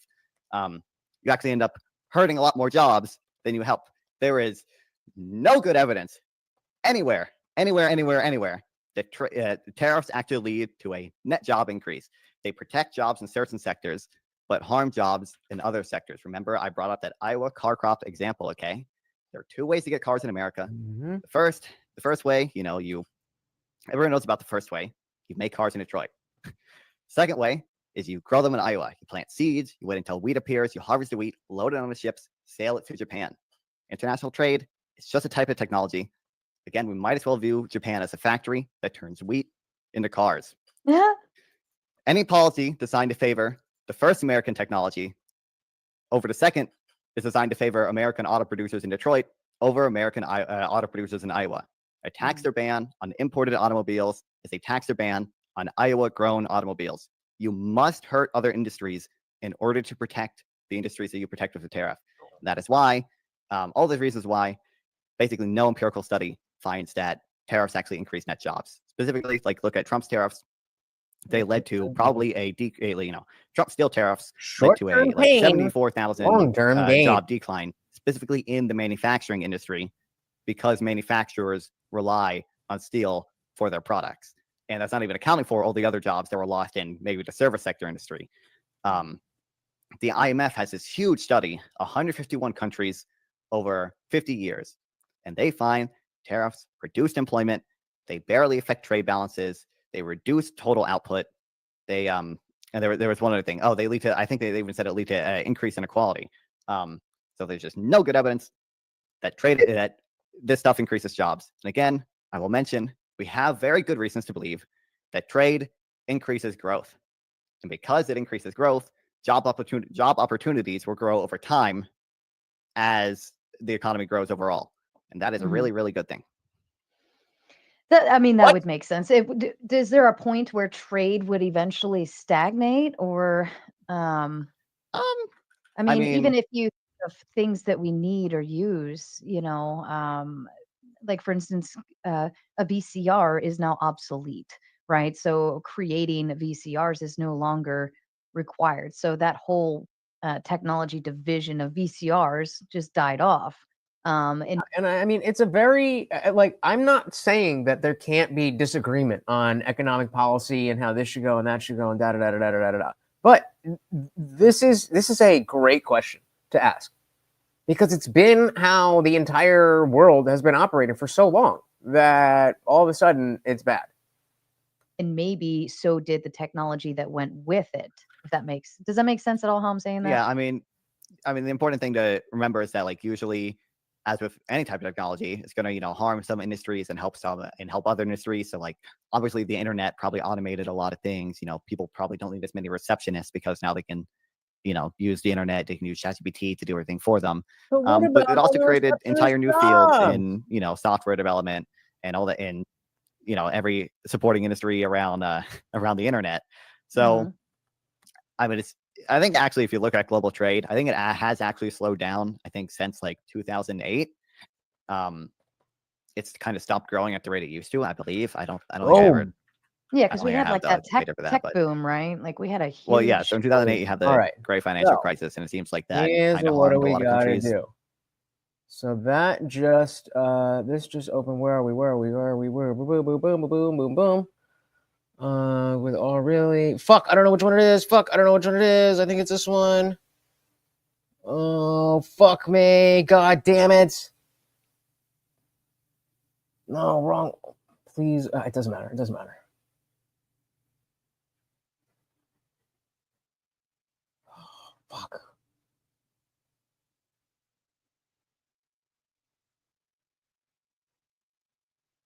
So what I'm going to do is pull this up on my phone so that this stream is still working, but I need to be on here for... Oh, what the fuck, dude? This is taking so long. I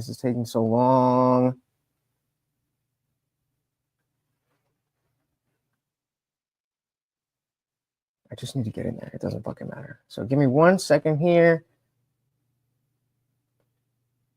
Okay, boom. That's what we want. Enter studio. Okay, I'm going to leave here. I'll be right back. Don't leave.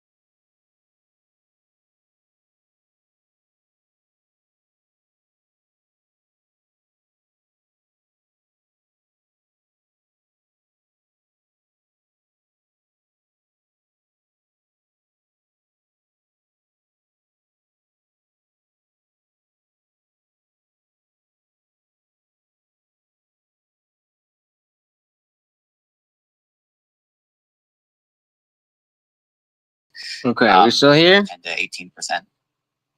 But I think we should do that Word up. You know, Word generally speaking, we up. should try to get countries to lower their trade barriers, be it through, obviously, hold on. Some people say Right. Trump is doing So we are 40% backstage. outcome, but We should be able to hear. And I think reciprocal. I think saying that we're going to drop tariffs on them is a good incentive for them. You should be. Let me know if you. You know. I think most what's of the good with all goals that. That the tariffs try to achieve are kind of misguided. But I think a lot of them are also achieved better by something called a VAT. So a VAT is basically just a fancy sales tax. You guys can look up better explainers of it, but it's just a sales tax, except If the whole thing is about why business to business transactions, tariffs are bad, and you're giving an alternative, why do you not know what that alternative is? It sometimes do affect business to business transactions. All right. A value-added tax. All right. So wish me luck, guys. I am backstage. 5% backstage would raise about as much revenue as 20% universal tariffs. And if a 5% value-added tax to a narrower base, so taxing less goods, that's that'll raise about as much as a 10% universal tariff. And it's also, basically we have two options. I mean, one, you could spend that revenue, obviously, on whatever we need, but you could also just use that revenue to pay down the debt. And part of the reason. All right. So if you guys want to go into their thing and spam. That's okay. Listen, it's not about me. All right. We already know I don't get it, but it's about the viewers. So you get as technical as you want. Well, no offense, Sarah, but your viewers, I don't trust to understand what I'm saying either. But you're so smart. Why would we understand? Part of the reason the U.S. has big trade deficits is because we have a budget deficit that is lowering America's savings. Can you guys hear the debate? All right. It's a really good place to invest.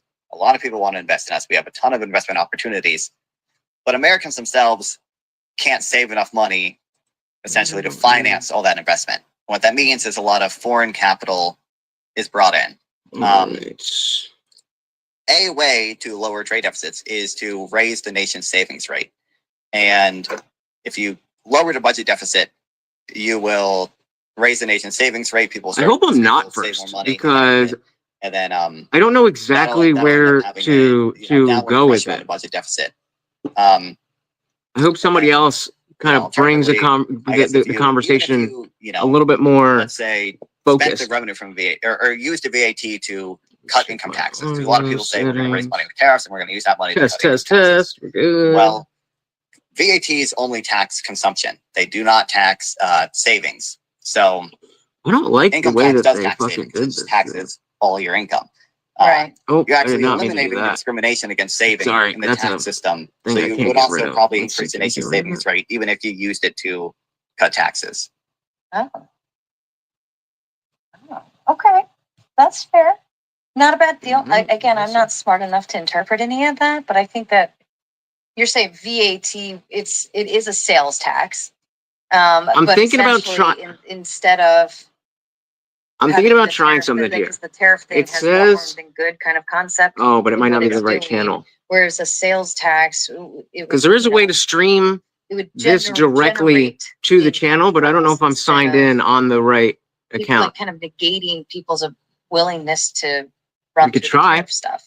Should we try? Sales tax is like you buy something, you pay a tax. We'll do it next time. Just in case. Just in case. I don't want to mess anything up. Actually, VAT is basically the same thing. You buy something, you pay for the tax, but the way it's implemented, basically, businesses receive a rebate on any good they purchase. They pay a VAT on it, but they can receive basically a tax credit for it.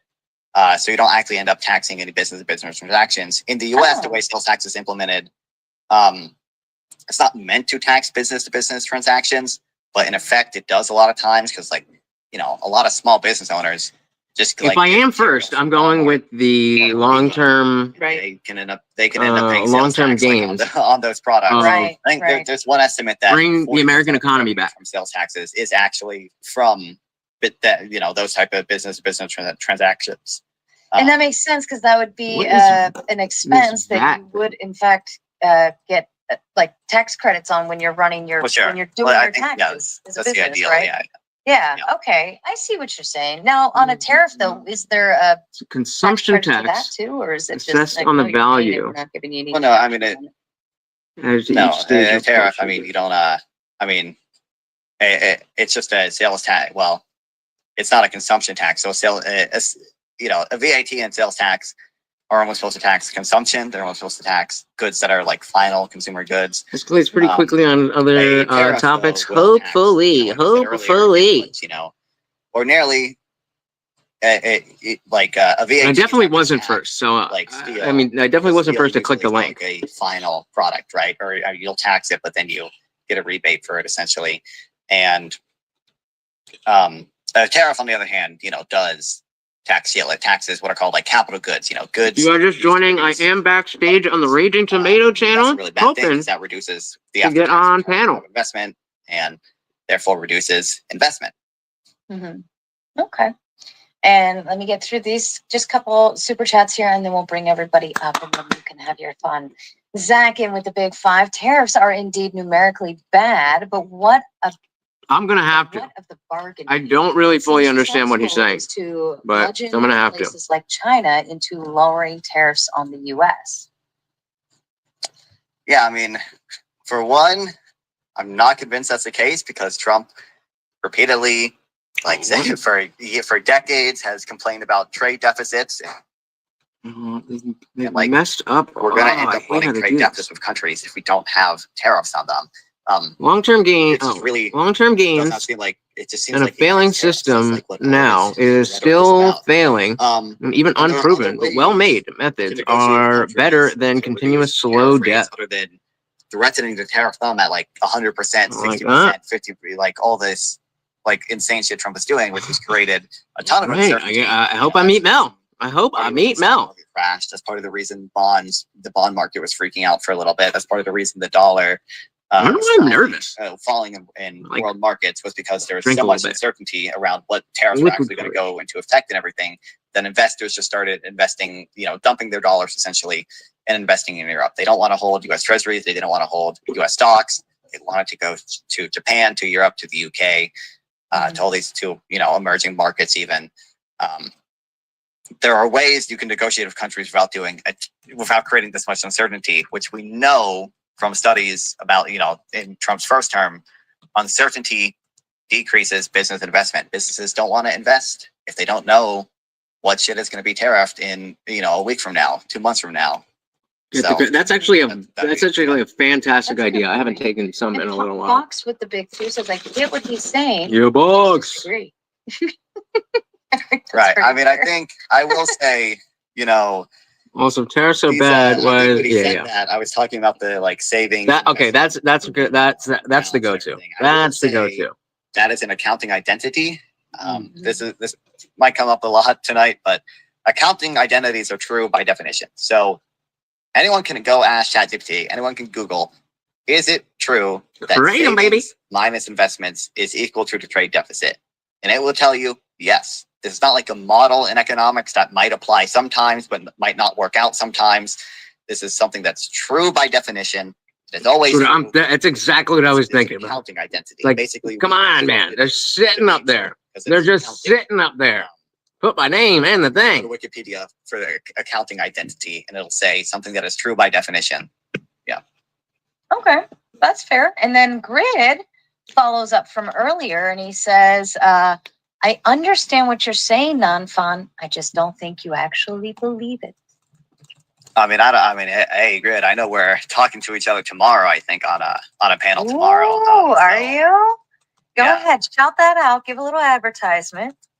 Well, I think all my socials on the screen, tomorrow, I think 6 p.m. EST. I hate when people don't take the opportunity. She just gave you the floor. There's however many people watching. Let everybody know. Tomorrow, 8 p.m. Eastern, whatever it is. Like or dislike, or the Republicans' budget, whether we like or dislike it. Listen, I don't know how you think I don't believe what I'm saying at this point. I've been on my anti-tariff rampage for a while now. All of this is the stuff I believe. If I don't know something, I might need to. I'll tell you I don't know it. But that's fair. I might need to get some more. And then Amanda Price, in with the big 2, says, let's get the Indian Jesus on. He is backstage along with 10th Man, Duck, Animated Effigy, Caucasian Sasquatch, Chris Throws Bricks, and Trippy Cast. So they are all backstage and waiting. And that was the last super chat. And so let's go ahead. Are you ready to play? I guess. All right, here we go. All right, here we go. Snort it. Even though tariffs affect us, they affect every other country's economies and more. All right, I'm gonna use these. Oh, it just shut my, yeah.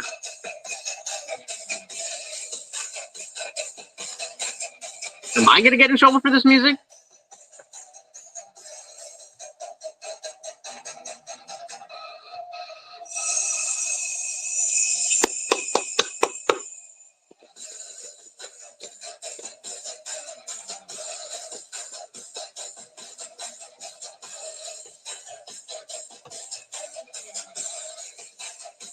This music is hype. For the Caucasian Sasquatch, the match of the century. Should I end the stream when I go? All right, gentlemen, shut the fuck up. This is how we're Oh, we put his sunglasses on. We're in trouble. Yeah, good. He deserves to wear sunglasses. Who dropped off? Oh, Trippy, your device is not connecting. All right, so listen, gentlemen. We can come in hot, we can come in smoking, we can come in nice and cool. But either way, if you hear my voice, you be quiet and you let me speak. I will not bother you throughout this entire panel, especially because I know nothing about it. But I will not let you interrupt me when I'm trying to calm the panel or read a super chat or just do some basic logistics. Understood? I'm glad there's more people on. And we're all aware of TOS and being mindful of that too. All right, I leave it to you. Blah, blah, blah, blah, blah, blah, blah, blah, blah. I agree with probably most of the stuff that Buddy said. Would you agree, sir, that this kind of almost looks like a smash and grab where they just devalue the currency just like they use in other countries so that then they can buy it all up, and then when it goes back to normal, then good to go. Who is they? Trump and his buddies. I don't know. I genuinely do not think they have a solid plan. It seems like you think there's advisors. You're not smarter than they are. Also, okay, number one. I just because I'm not smarter than Peter Navarro and these economists or whatever working for Trump doesn't mean that they can't have wrong opinions. I think I can pretty easily demonstrate why most of their opinions are wrong. Second of all, I'm pretty sure I am smarter than Peter Navarro at this point. Yeah, the guy who made up someone to reference in his own books that was an anagram of his own name. Yeah, that guy's really smart. It's not a matter of are you smarter or not smarter. It's you're approaching this as if they haven't thought about this at all. That seemed to be the vibe that I got from you, and you seem to understand the ins and outs a little bit better than I do. But zooming out, it seems like you're like, what are they doing? This is crazy. They didn't even think about this. I think they did. I'm not convinced that they did. I'm not convinced that they did. Honestly, look at the last week and say they thought about that. Can everybody just say hi, Mama? Hey, Mama. Hi, Mama. Hey, Mama. Every night lately, especially lately, because my chat has just been too much. So I haven't been able to stop the panel or whatever to say hello. But I wanted to make sure we said it loud and clear so she could hear us. Hi, Mom. I love you. All right, back to you. Would you guys? So first of all, I'm absolutely not convinced that they thought of this. Wait. If that's Sarah's mom, sorry, real quick. If that's Sarah's mom, you raised an absolutely wonderful daughter. Yes, and that's me, the monster. There's consensus. Shout out, King. Thank you. I didn't hear you guys even speak about it, but I showed up kind of 45 minutes in. Not fun. Do you not see, or do you know that all these companies have to do is build a factory in the U.S. and then they can skip the tariffs completely? Sure, I can respond to that. It's almost like that's the point. But firstly, I would just like to say I'm absolutely not convinced that I thought that through. The internal reporting suggests that they did for the reciprocal tariffs. They didn't even agree on a plan for the reciprocal tariffs until like 3 before they announced them. And their formula was total dog shit. No economists, so it is of course they used that formula, and they miscited. They miscited a study that they used in that formula. Like, all of this shows to me that they are 100% totally incompetent. Yeah, but can I break up this one-on-one real quick? Because I just want to say, Donald Trump, his entire administration, they never said once how they're impacting sustainability. They never said how they're interrupting businesses. I don't care if they're in China or Indonesia or Japan, wherever. They never said what they're actually changing, and that to me is unjust. It's not fair, and it's unjust. It's not transparent either. I'd still like to hear what Fawn's got to say about what I said.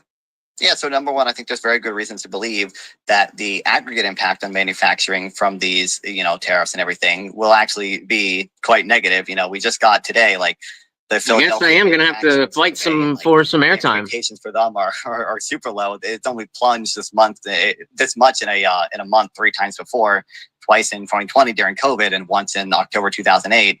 We got also, a survey from the New York Fed does a survey, their manufacturers. The 6-month outlook for them is down 7.4 points. Like, firms are expecting are decreasing capital investment because guess what? Tariffs, universal tariffs, like the one that Trump is doing, tariff a lot of intermediate goods. Like I was explaining this a little earlier. A lot of companies rely on goods imported from other countries to make their products. Over half the imports that we get from Canada and Mexico are these intermediate goods. Just trip up the liberal. You are essentially just taxing businesses. You reduce their margins. You reduce the after-tax profit they can make. And second of all, we should always consider opportunity costs. So, like, I agree to some extent that if you tariff, X product, you're going to increase domestic production of that product because these companies will build factories in the US. But that draws resources away from other sectors. Again, we could always be importing that good for cheaper, while the domestic resources being used to produce that product that's now being produced in the US could have gone to other more productive things. Yeah, but such as the point of this, so you don't avoid tariffs if you're making a factory and having to buy stuff from outside of a country to make your factory build shit inside the country. True. Yeah, but if we just build it all here, we don't have to worry about getting it. We were just our own little planet. Hold on, build it all have to interact yes, with anyone else on the fucking we were planet. still Like, on that electricity. One at a time, gentlemen, one at a time, please. I can't hear you. Very simple question, Tripcast. Is a very obvious answer. Not going to do that. For everything was done in the US, if all the refinement was done in the US, if all the transportation, if every single step of the supply chain to produce, let's say, iPhones in the US, and that was done for every product, do you think total output for the US would be higher or lower? Like, our GDP, would it be higher or lower? Immediately lower. All we got to do is over time, goods that we create in our own country. We export it. They pay us. We get more money. They also build factories here. They pay our people. You're not considering every American working in a mine, every American working in a mine, every American working in a steel mill is an American that's not working at a more productive sector. It's an American that's not able to work for Apple, not able to work for Microsoft, not able to work for one of our big banks, which do, by the way, export their services to the entire world. That's why computers everywhere. Computers everywhere use Windows, right? And that's a product made in the US. That's a software made in the US. These are higher productivity sectors that you'd be diverting resources away from. So our output would fall, our productivity would fall. Why don't we just ask Russia? Why don't we just ask Russia? We've already sanctioned, what's it called? Kaspersky or Kaspersky or whatever it is. Kaspersky. Yeah. I mean, we So- all the time to other people. Well, I mean, do we really want? I mean, I feel like a lot of Americans are pretty well educated, and having a college degree is just kind of a thing you do at this point. Do we want our society over here being more worried about creating, like, laboring, manufacturing kind of stuff, or would we rather put us to better use and doing big smart things, I do a little both. I'll do some mining and I'll create programs. But it's not either or. We're not move on from the guy who said about that America can produce more stuff. So you'll agree that Canada is America's major trading partner, right? They're like our little cousin. Yeah. What do we trade with? But we're a major trading partner, right? So the problem with that is we are not going to buy enough from you guys because we already are at a surplus for everything we produce.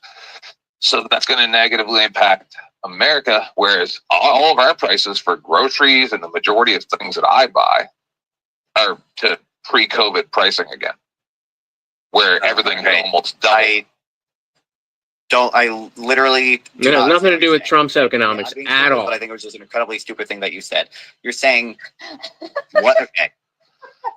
First of all, we don't have a trade surplus with Canada. You're aware of that, right? Like, I don't know, like, not what I said. Okay. Specify what you said about surpluses. Canada has a surplus of almost anything that we produce, and we are your major trading partner.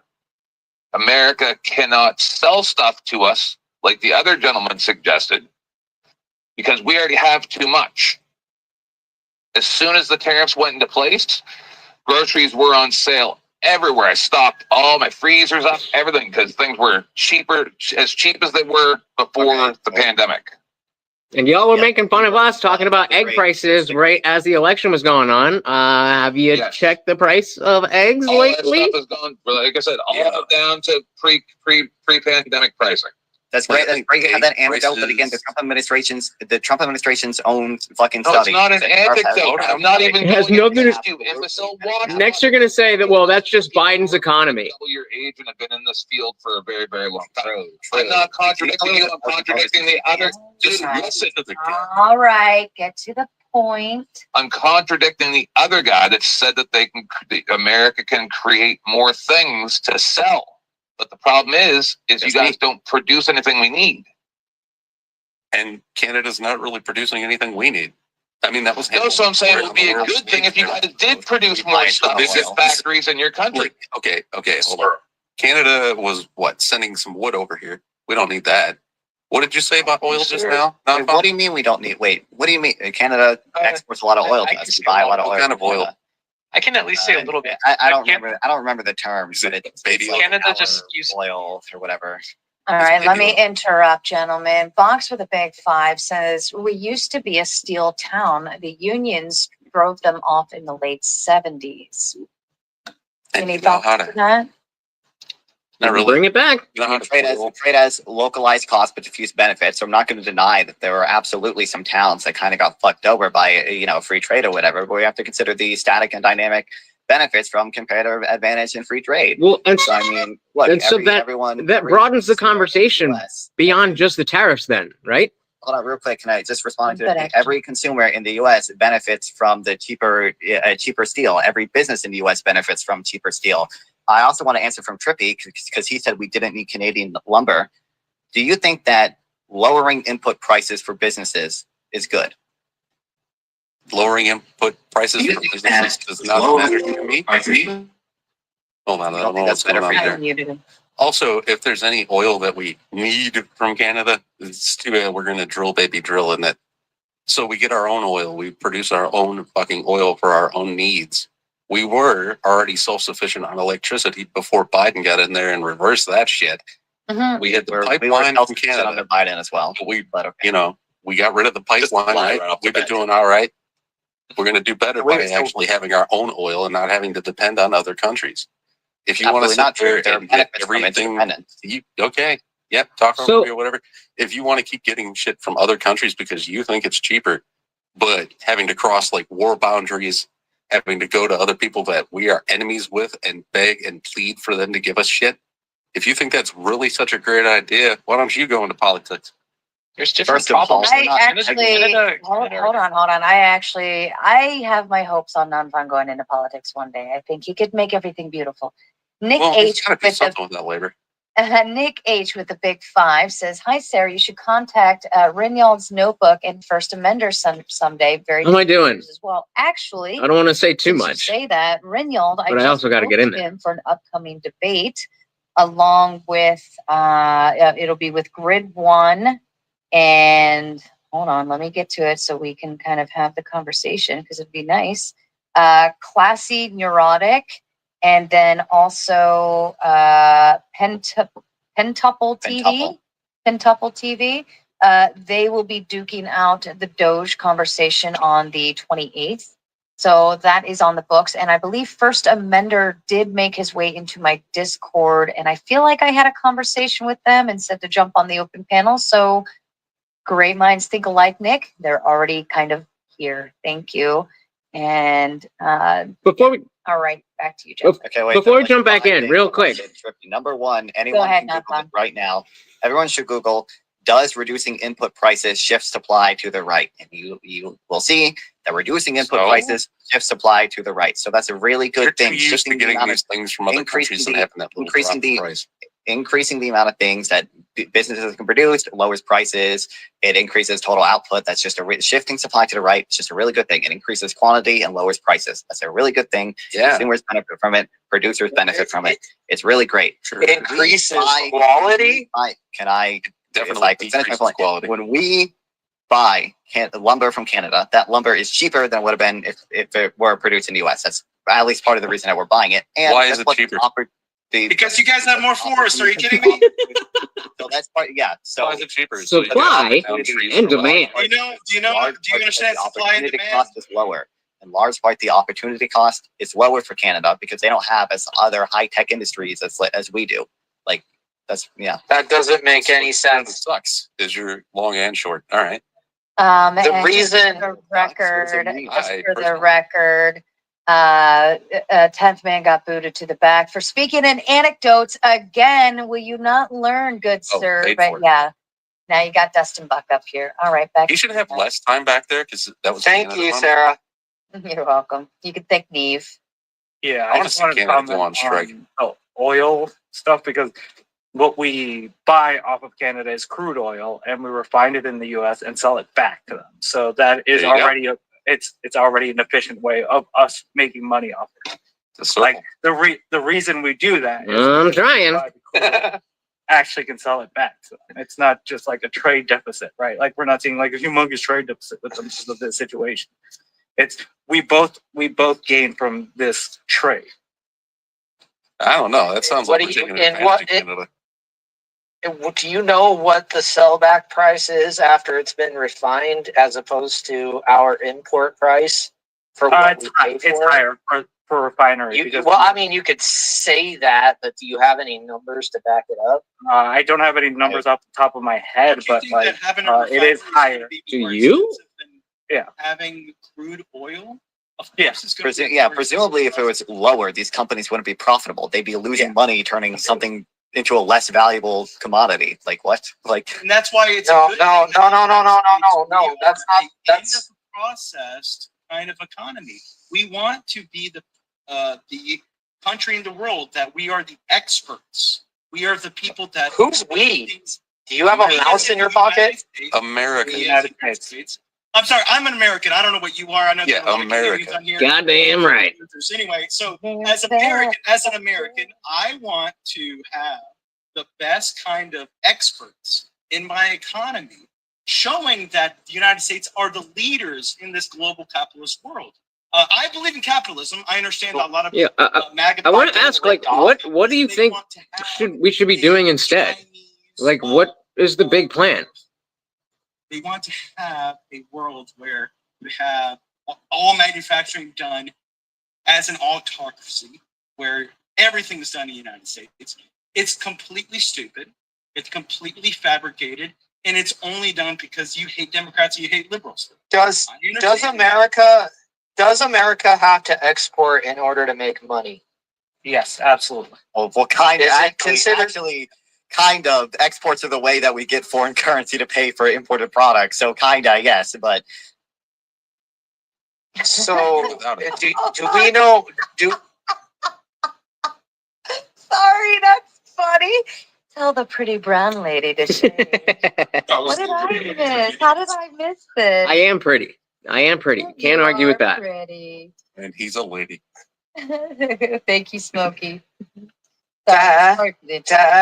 Do this like a lady. If he was on my show, I would change. Let me ask a question really quick with the panel. Do you guys all think that trade deficits are inherently bad? No. That depends on which side the deficit is on. It also depends on the other circumstances. These things don't exist in a vacuum. As long as everyone owes America money, then Do you have a trade deficit with your grocery store? No. What are you talking about? Absolutely. Grocery stores do have like net. No, that's not even. That's not even how that works. I'm answering your question. That's not even. Do you want to know how grocery stores buy stuff? How retailers buy stuff? You can order something and you can pay them in 120 or 90 or 60 or 180 days. There is a deficit. That's like how what's it called? That crazy WeWork story where that Bay Area tech company crashed. Translate crackhead $10 million in liabilities. A grocery store Well, could yeah, it's theoretically like a net. You pay like a net 45, a net 90, so on and so forth when you order for manufacturing. Is that what you're talking about? Referring to? Yeah. Yeah, but that question of 110%. Yeah. Talking about retail versus wholesale. It might not even be collateralized. They basically just ship you something, and they trust you to pay them. That's also how like advertising works. Most of the They call that when they say something that I can really jump in on, I'm going in. The trade deficit numbers were only made up because they believed that we gave them so much money, we bought so many things from them, and we didn't get anything in return. It's just like calculating, we have a trade deficit. You personally have a trade deficit with your grocery store. You bought, 5,000 ice cream bars because you're sad and depressed, and you have a trade deficit because you spent 5,000 for those ice cream bars. That's how the Trump administration, this effigy guy, is showing this fucking bullshit math. This is not how Math is stupid. What are you talking about? America first. All this equation does is try to fill in the trade deficit and create a trade balance with money. Like that's all it does. It is, and half of the fucking things on this equation are made to fucking cancel it themselves out. It is the dumbest thing that they have ever. Even the guy they tried to take this from had to come out and say that they are misusing my shit. This is some of the most. Why would you put something out where a bunch of mathematicians are immediately going to jump on it and see how stupid you are for putting it out? And watch it work out. The best thing you could do was show these sort of numbers to MAGA because these people are scared. Well, they do not understand these things. What are you talking about? Okay, so educate us then. Educate us since we're so dumb. Trump said, "Give me until September, and you'll see the difference by September." Wait, what does it look like, what does it look like with these tariffs are working? I'm super curious. Give me some concrete metrics that we can look at in September to determine. Yeah, I didn't bring my school books today. But yeah, okay. I'll tell you that there will be more factories in America. There will be more production coming out of the country. There will be more money in people's pockets. Hold on. Cheaper prices. I want to hear from you next. I'm sitting here.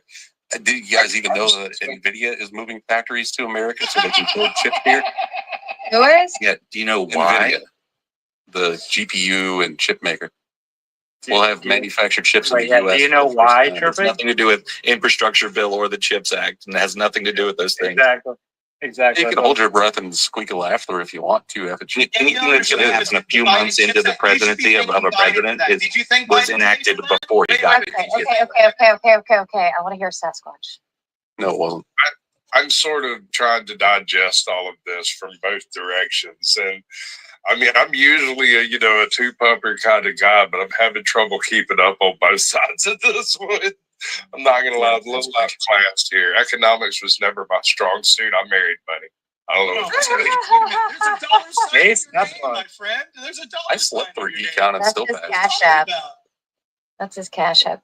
So, and I'm kind of in the same position too, Sasquatch, where it's kind of like, well, I guess we'll fuck around and find out at this point, right? We're just going to have to wait and see whether this is good or bad. And then no matter which way it turns, one party is going to be pointing at the other party saying, I told you so, right? And then I have one rule. It's one rule. When I talk, that's it. When I talk. Outside of that, I don't give a fuck. All right. So imagine if that's how I treated you guys in Discord. Point at each other. I told you so. Or it's like not going to be good enough, or it's to this or to that. And all we're going to do is have the same divisive talking points all over again. And now you're going to see the country split in half one more time. over whether it worked or whether it didn't. So I feel like this is almost like a trap, and there's like still not going to be any winning side no matter what. Well, even if yeah, look, no offense, we already have the free trade side already has the I told you so. It's every economist for the past 200 years. It's every study from Trump's first term that found that tariffs reduced employment, that tariffs reduced output, that tariffs hurt GDP. They didn't raise much revenue. They caused retaliatory tariffs and that harmed our exports. It's every slow down on the Kool-Aid. Then how did people work? This is a cult. If you go against what Trump says, then it doesn't make sense to these people. I'm sorry. The Kool-Aid has been drunk. Yeah. All right, we get it. We can make a point or don't. Months just to get you guys Oh, you guys are a cult. Very slow. Indian Jesus. He got you there. All right, anyway. My point is that Sarah was talking about earlier that we're just going to go back and forth.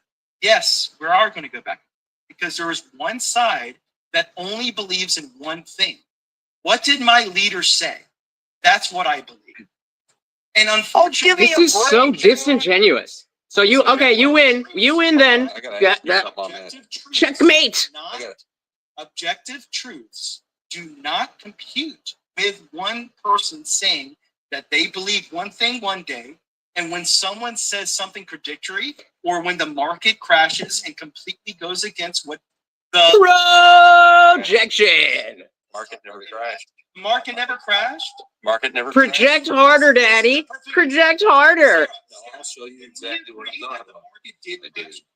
The market. Oh, this dude right here. I will say, don't have to yell at me. my financial advisor did not send out any crazy emails saying to hold tight, no worries, everything's fine. And that would have been when he would have sent something telling me not to worry. So Right, if I didn't receive that, I'm not concerned. It recovered and hit higher numbers the next day. Also, the market was at lower numbers when Biden was in there. Hold on, Trippy, that was unbelievably stupid. So many things you just said that were unbelievably stupid. I got a question for Pursuit. Go ahead, Trippy. Finish it off. Pursuit, who's the leader of the Democratic Party right now? We don't have a leader. Exactly, because everybody bailed on it. No, absolutely. They're all MAGA now. That's why they carded Joe Biden. No, that was a brilliant counterpoint. No, counterpoint me. But that's why they fucking touted the zombie Joe Biden out the other We day. heard you the first time. You're the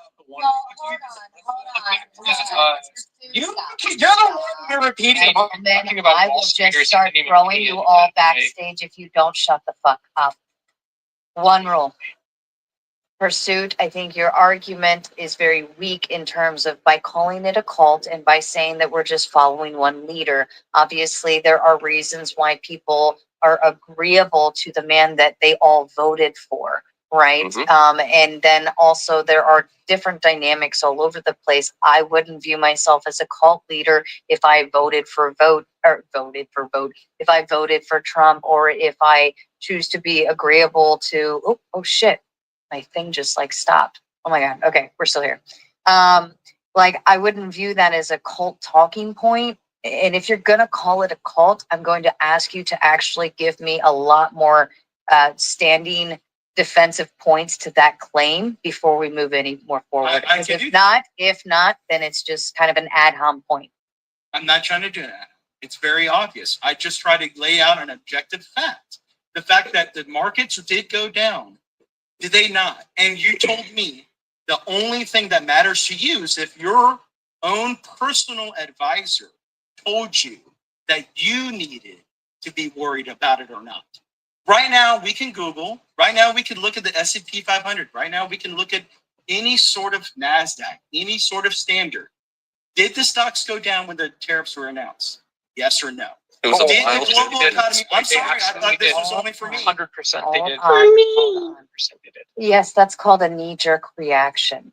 That's what we do. Everybody panics for a day and then we stabilize. Even when that stabby thing that everybody had to get, when that whole thing happened, we had a knee-jerk reaction, and because people start pulling because they get scared, and then everything drops, but then it goes right back to stability. And it always, if you look at the actual are we stable, ma'am? I'm sorry. Hold on. We're not stable. Excuse me. You're not stable. We're not stable. You're not mentally stable by continuing to interrupt me. What I'm saying is, if you look at the charts back to the 1920s, even when that big stock market crashed, the number has always gone up since then.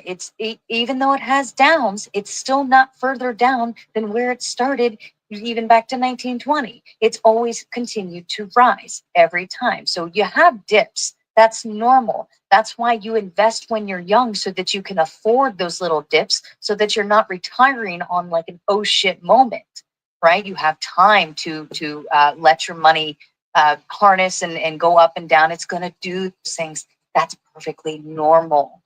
There's nothing wrong with that. To say that's a crash for a fucking day and then it came back up, that's retarded. That's not a crash. Sarah, aren't you worried? Can I ask, what if I was worried about like hedge funds? I'm worried about like that in that dip, there's hedge fund managers, there's people, there's like the sort of riskier brokers and stuff. Like, sorry, hedge funds are a bad deal for anyone anyways. If you're dabbling in a hedge fund, you already know you're a full 100% risk. 100% risk. The fees and stuff. Well, because you're dabbling in before you have in that kind of aspect, right? I don't remember how hedge funds like work 100%, but I remember they're super duper risky. That's why a lot of smaller firms won't touch them. Yeah, hedge funds are usually what takes place when you're trying to play as an intermediary between someone who has a stock that is looking to rise in value, so that you can put it off into a separate account, so you avoid paying the difference in tax. That's what a hedge fund is. Exactly. Right, but it's to short-term pain, long-term gain. Right, you're assuming. Correct. Absolutely correct. You're taking a loan out on future value of a stock, and the likelihood that it's going to rise. But it's 100% risk. There's no constant or stableness to it. There's no security behind it. That's why it's so risky. So if you're a hedge fund driver, you already are aware that things could crash on the wrong day at the wrong time, and you're stuck in the middle. It's 100% risk. I'm not onto a few things now, if I could. I'm not worried about the hedge funders because they already know that. They're already fully aware. But if but they don't. People pull out of their mutual funds and 401ks all the time because of stuff like this tariff. Stupid. That's the dumb. They have poor and incredibly retarded financial advisors, or they don't have financial advisors to tell them, hold. It's common fucking sense. What goes down will come up. It always does in the market, and that's just common sense 101. Look, Sarah, you're right. Output. Go ahead, Don. Look, so Sarah, you're right. Output grows over time, right? Like obviously the stock market is higher now than it was under Biden because things just generally have an upward trend. That doesn't mean that this that's the only reason. Crash by any reasonable definition. This was a stock market crash. It was like the largest. I think it was like the largest single day decline since COVID. And depending on how you measure it, it was decently sized. It wasn't the largest decline since COVID. Okay, but look at the declines during Biden. Was in the top 10 of single largest percentage. That's a lot. 50% is a lot. One thing. All I heard you say just now is blah blah blah. Orange man. There's something called. That's all he can say. Right, but you can run a scenario that shows how stocks are going to perform. So when we see things like tariffs, like people that just love investing in their 401ks, people that just love putting an extra $100 from a paycheck or $25 from a paycheck into their Vanguard or Schwab account. Yeah, I'm not super familiar with these hedge When you funds. see a Monte Carlo that runs 1,000 scenarios, and Welcome to the party. Distribution is going to look like best case, worst case. Most of the time, 99% of the time, they're right. You can't do that when you have a madman who can control like a critical lever. Of course like they trade. would. It's not a reason to limit the presidency, but it's also something that's not good for household investors. Somebody translate crackhead for me, please. It's more embarrassing when you don't real quick. It absolutely was the biggest like single day fall in S&P. All in good time. All in good time. Absolutely was that. Second of all, don't want to come too hot. Continuously grows over time. It's tough to compare, to say the stock market is higher now than it was under Biden because it just grows continually over time, even if it follows like a sawtooth pattern where it drops sometimes, it goes up sometimes. So that's How many obviously times are you gonna really repeat fucking that? stupid. But real quick, you guys keep interrupting me. Also, there's a very simple. First of all, part of the reason is because Trump started walking back some of the tariff claims, and reporting started coming out saying that like he was going to pause 90 days. You know, there was literally a tweet, caused the stock market to jump like 5 percentage points. Yeah, he said, I know. He said it was fake news, and the stock market crashed again. And when it turned out to be real news, the stock market recovered, partially recovered at least. But here's so obviously part of the reason the stock market recovered was because they're not sending their best. Some of his claims about tariffs. And also, here's the stock market is not the economy. The counterfactual. We have to compare to the counterfactual. Very simple question, very simple answer. Do you think the stock market would be higher if Trump had never announced tariffs in the first place? No. Who cares? Absolutely not. Absolutely not. Have you considered the fact that the economy isn't the stock market? I mean, but the stock you guys are very good. Don't touch it. Leave it alone. Don't fix anything. Don't try to make anything better. Do you guys? Let me ask you. We like things the way they are, and if anybody gets in there that I disagree with, we're going to throw a fit. You guys remind me. You guys are sitting here saying that wiping out $1 trillion in wealth is a good negotiating tool. We'll see. And you guys sound like John Stewart sitting over there like it is fancy. It is fascinating. But I don't like this what is wrong with listening to John Stewart? He's a comedian. He's a we're missing like semantic obfuscation. Typically, when we see dips in the stock market, we don't see the bond market freak out. That's true as well. The fuck? You're correct. All right, what's up? I don't know. I have no control over what's going on here. Okay, I don't know. The people wanted us to 1v1, man. Okay, so you said the stock market is not the economy. Do you think Should I stay here? Very simple question. Do you think it's rational for what the fuck just happened? To believe, for people who own, companies to believe that overall output in the U.S. will fall because of the tariffs? Overall output in what now? The stock market or GDP? Overall, what are we talking about? As in basically GDP. Exactly. Great point. Trump is a reality star. What are we talking about? Domestic product, as you just mentioned. I don't know, 10 seconds ago. That would have been nice to be like, hey, we're going to drop everybody out real quick. Well, I mean, the stock market. Yes, but do you think the stock market follows the national GDP? Yeah, good question. To a large extent, the stock market is basically a claim on like the after-tax profits of corporations. So like maybe I mean that's plenty of time to make my own content out of it. Let's get specific. The stock market is equivalent to a betting market. Okay, I take this amount of money and I buy at this price in the bet that the price is going to be higher at the point that I sell. That's it. There's nothing more to it. It's not ethereal. It's not magic. It's 90% of what causes inflation. It's why housing. It's difficult to jump in because there's so many people, and unless you have something ready to go, then you don't really have time to do anything. But I'm okay with kind of just being a little more chill.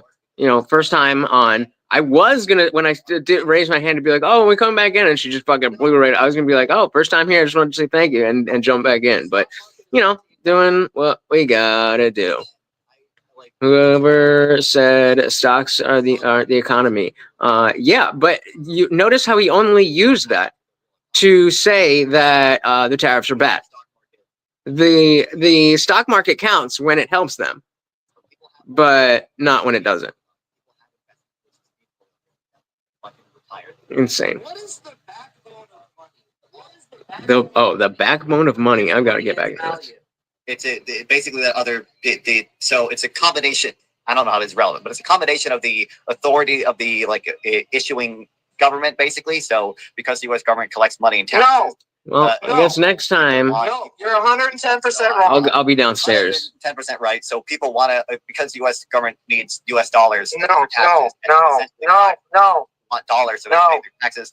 Currency. Other people just use dollars, so it's a yeah, and that's the plan. Is that not the plan? Okay, are you done rambling about a bunch of useless garbage? Currency is based off of revenue. Do you know what revenue is? Yes. Do you know what revenue is? He doesn't know what revenue is. It's the total amount of money that you can raise. There you go. There's more technical. No. Revenue. I can do that. Revenue is profit that's generated by a company that can then be later monetized. That's what revenue is. That's what the economy is. Revenue, your revenue minus your expenses is profit or whatever. So you don't even know what revenue is. The Democrats, currency is not based on revenue. They don't know how to do anything except currency. Like I don't know what the fuck. regurgitate Are you the listening?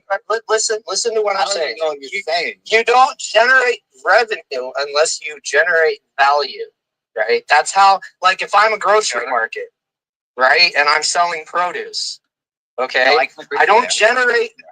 I don't. Oh, okay. That's weird.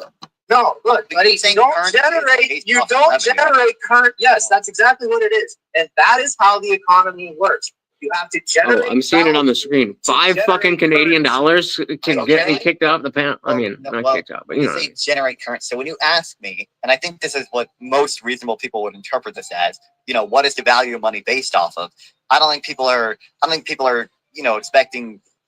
I think people are like asking essentially what gives money its value, because that's what you fucking asked, and not like what revenue is. Like I don't know what point you're trying to make here, buddy. I'm gonna hold the thing. I'm trying to tie this all. I'm trying to tie this into a straight line where you can think about it. Well, you're being obstinate. Yeah, well, I don't want to do one-on-one with this. Okay. He's being obtuse and you're being a right. I think that Dusty did so well. Southern Gamer with the big 2 says, I would love to see Indian Jesus slapped. No violence. Unfortunately, $2 only gets you sometimes me reading them, mostly nothing, because for what it's worth, at least send 5 if you want to see something happen. Come on. You know what I'll do? I believe in capitalism. Rude Mud Crabbin with a big 5 says the stock market is a signal of confidence in the economy. But I mean, me personally, I think it's a knee-jerk reaction, right? It's an emotional reaction. People get afraid, and it's fear-based, and they pull money or pull this or do that. When if you just sit and fucking wait sometimes to see what's going to happen first before just reacting to something coming out. It's not like it's not at all irrational. It's not like a prepared when they don't know what trade policy is going to be, when they don't know what the fuck is going to be tariffed in 3 months. They don't know what tariffs are actually in place. Like it's not like a consumer Hornet. I want to bring it back. Nobody knows any of those things ever. Nobody knows any of those things ever. This is crazy. We have indexes. It's Okay, I guess just real quick. Now I can finish my point. Okay, you finish your point, and then I want to back up a little bit. Hornet was absolutely correct to mention that bonds are falling along with stocks, and the dollar is falling as well. This is more than just stocks being a signal of no confidence in our economy. The bonds and the dollar falling signals that investors are dumping their fucking dollars. Typically, if stocks are falling, people are going to go to safer assets like bonds, and they'll buy bonds, and that'll basically drive the price of bonds up, which drives down the yield on bonds. That's not happening because a ton of fucking people are just dumping their dollars and investing in Europe or investing in the UK or investing in China because they don't want to hold US dollars anymore because they're so fucking scared. And it's not irrational for them to be scared because there's so much uncertainty. And uncertainty is bad. It reduces investment. We have studies on this. It's bad. Anyway, what's up, Indian? I can agree with all that, but I think let's zoom out. Why is it? And I know this is a basic talking point question, but I'm kind of trying to reset and bring everything back. If tariffs are so bad, then why has every country been tariffing the U.S. forever?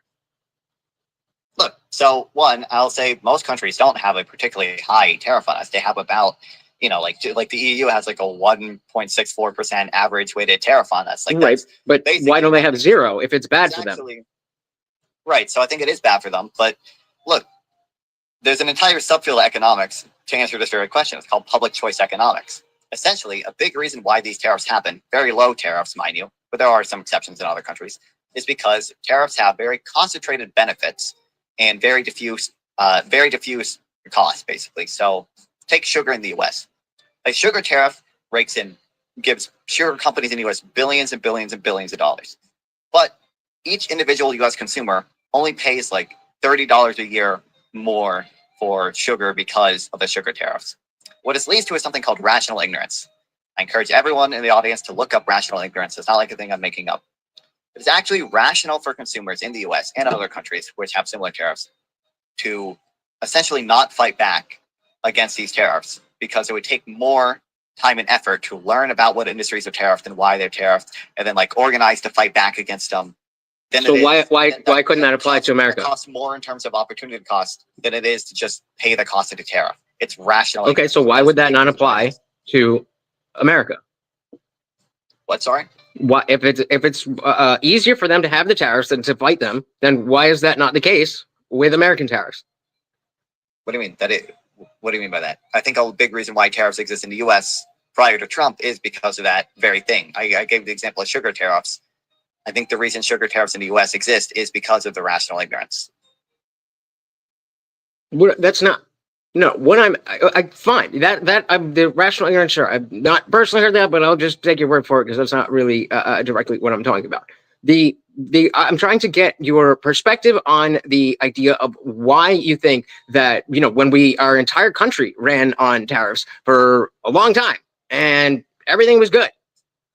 And I'm not saying, oh, in the past good, therefore it should be done. I'm just trying to get you to state a direct reason why you think that if tariffs are bad for a country, that a foreign country would put tariffs on America, and in that case, that the tariffs are already there, that we wouldn't want to have reciprocal tariffs. Well, I mentioned why I think these other countries place tariffs on us. It's because of the very same factors I listed, of the, you know, rational ignorance. Like, it's not beneficial for those countries to place tariffs on us most of the time, at least. But they do it because of special interest groups, essentially. So just to simple it down, so I understand, you're saying it's corruption. The reason other countries put tariffs on American goods is because those governments are corrupt and are hurting their people, not because it makes any financial sense. That's your.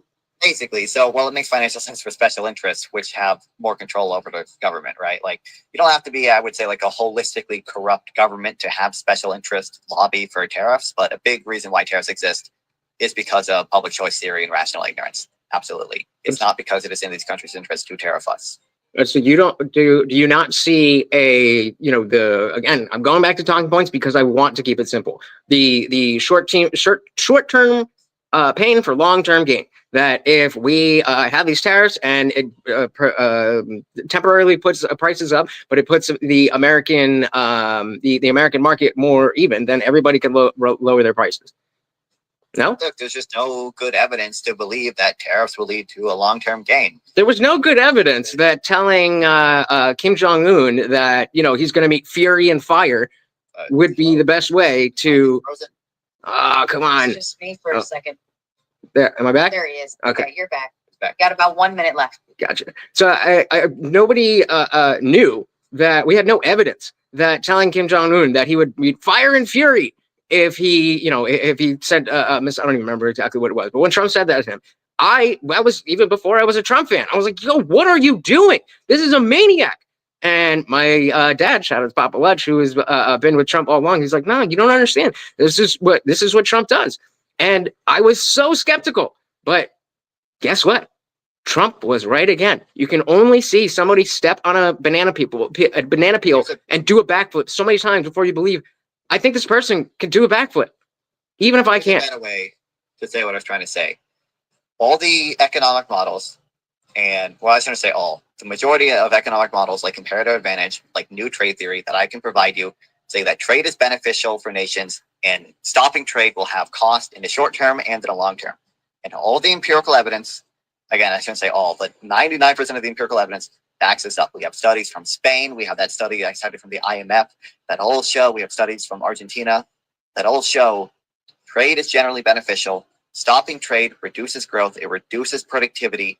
It reduces employment. Reduces all these great things. You're like a broken record, bro. You just keep repeating yourself. You got no point.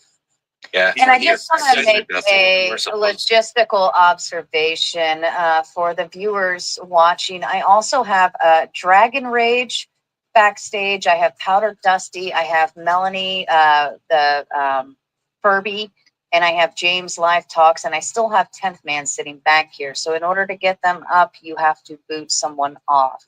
The only person you cannot boot is Non-Fun because he is the guest of the evening. Sarah, I was going to be nice. I was going to be nice to one person and volunteer to leave. I'm in very much like my encyclopedia mind. So I think I might just watch from YouTube. If that's man. Get the grift. Yeah, that's okay. I know, but someone. Okay, I know someone. I know someone in chat could give like $100 right now, and it wouldn't be a big deal. And they don't even have to ask for anything. It's like that kind of $100. So he was addressing a different point. He wasn't even talking to him. He said he wanted to finish his point. And I honestly wasn't listening to whatever that point was. We'll get you around.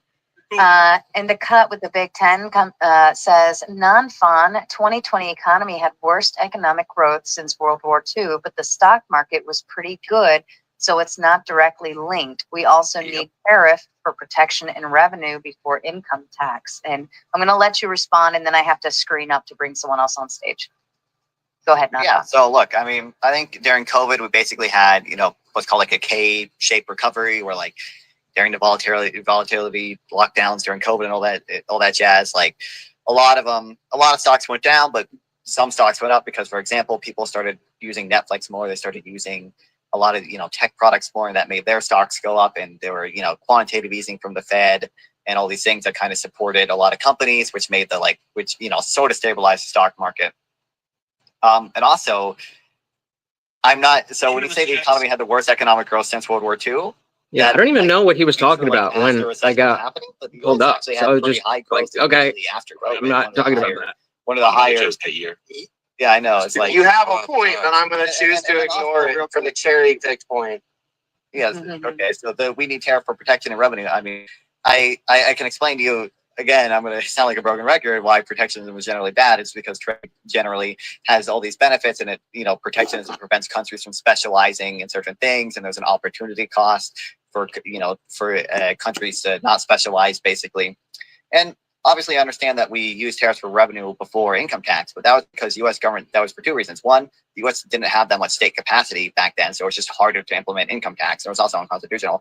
And secondly, it's because U.S. government spending was like 3% of GDP. Tariffs today are just not a great raiser of revenue. In order to replace income tax, you need a 58% universal tariff, assuming no retaliation, and assuming that no one stops importing goods, which obviously countries would retaliate, and obviously would stop importing goods.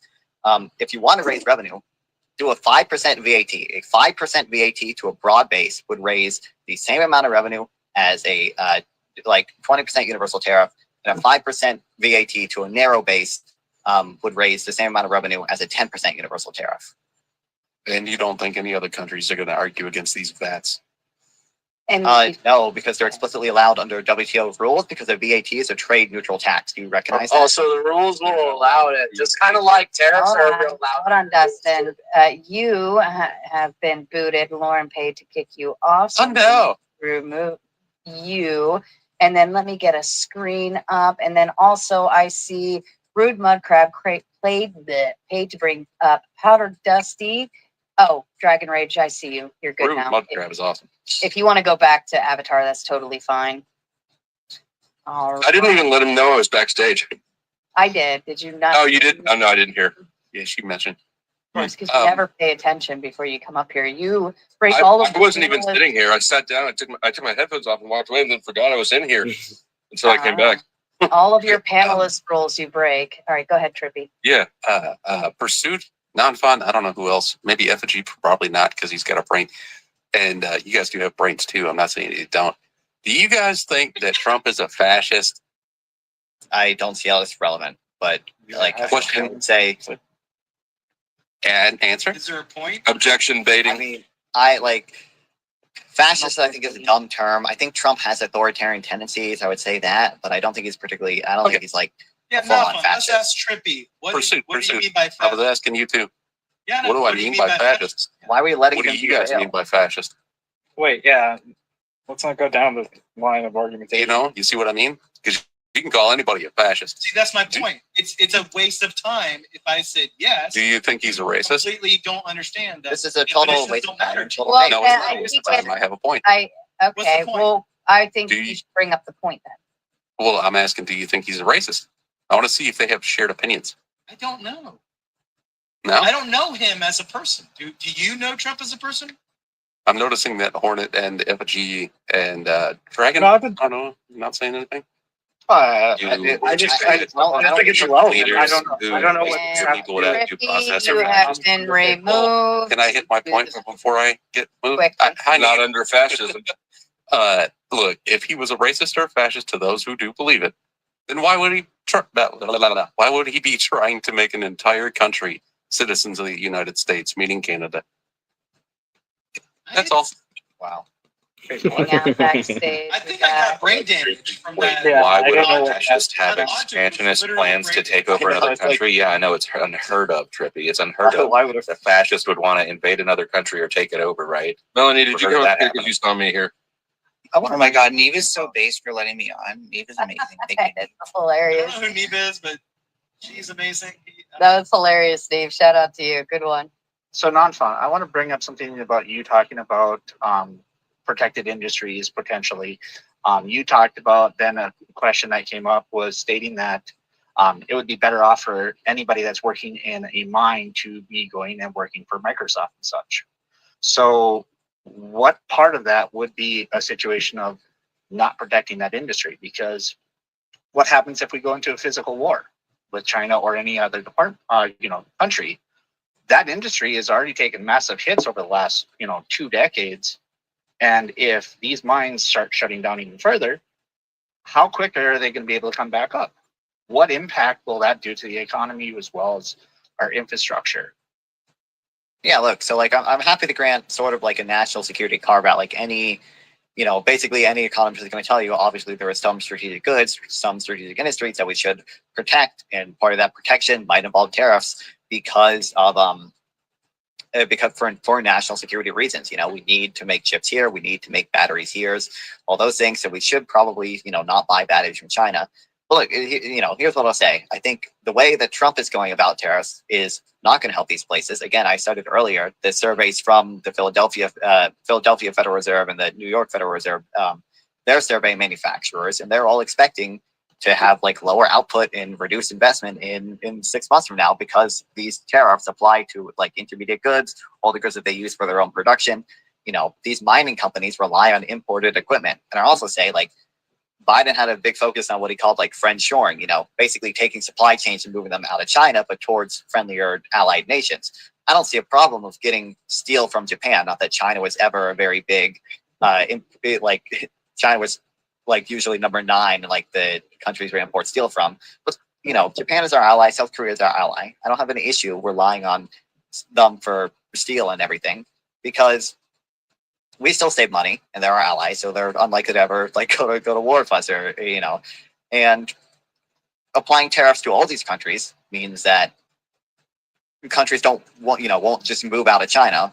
They'll move physically to the US, and obviously the US has a higher opportunity cost.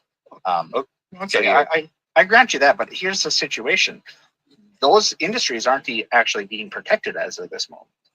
As of this moment, one of the other bigger mines has already shut down, and the 2 other ones that are in what is called the Iron Range or the Mesabi Superior Range is already shutting down, and they're the largest manufacturers of steel, iron ore pellets in the area, in the entire U.S.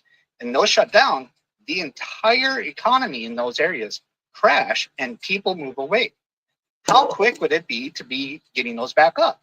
Why are you willing to just say, yep, okay, the people that work in those mines should go start working for... Can you guys hear the debate from my phone, or are you watching on your own, or what's good there? When once those economies and infrastructure disappear, they decay, everything that entire region goes away. Remember, I think it's useful to think of trade as a type of technology again. So trade is going to have localized cost. I'm not going to deny that. If we, sign free trade agreements with China, let's say a factory is offshored, which I don't believe trade is the main driver of that, but I'll grant that it does happen sometimes. There might be towns that are fucked over, but also every consumer in the U.S. benefits, right? Every consumer benefits from cheaper goods.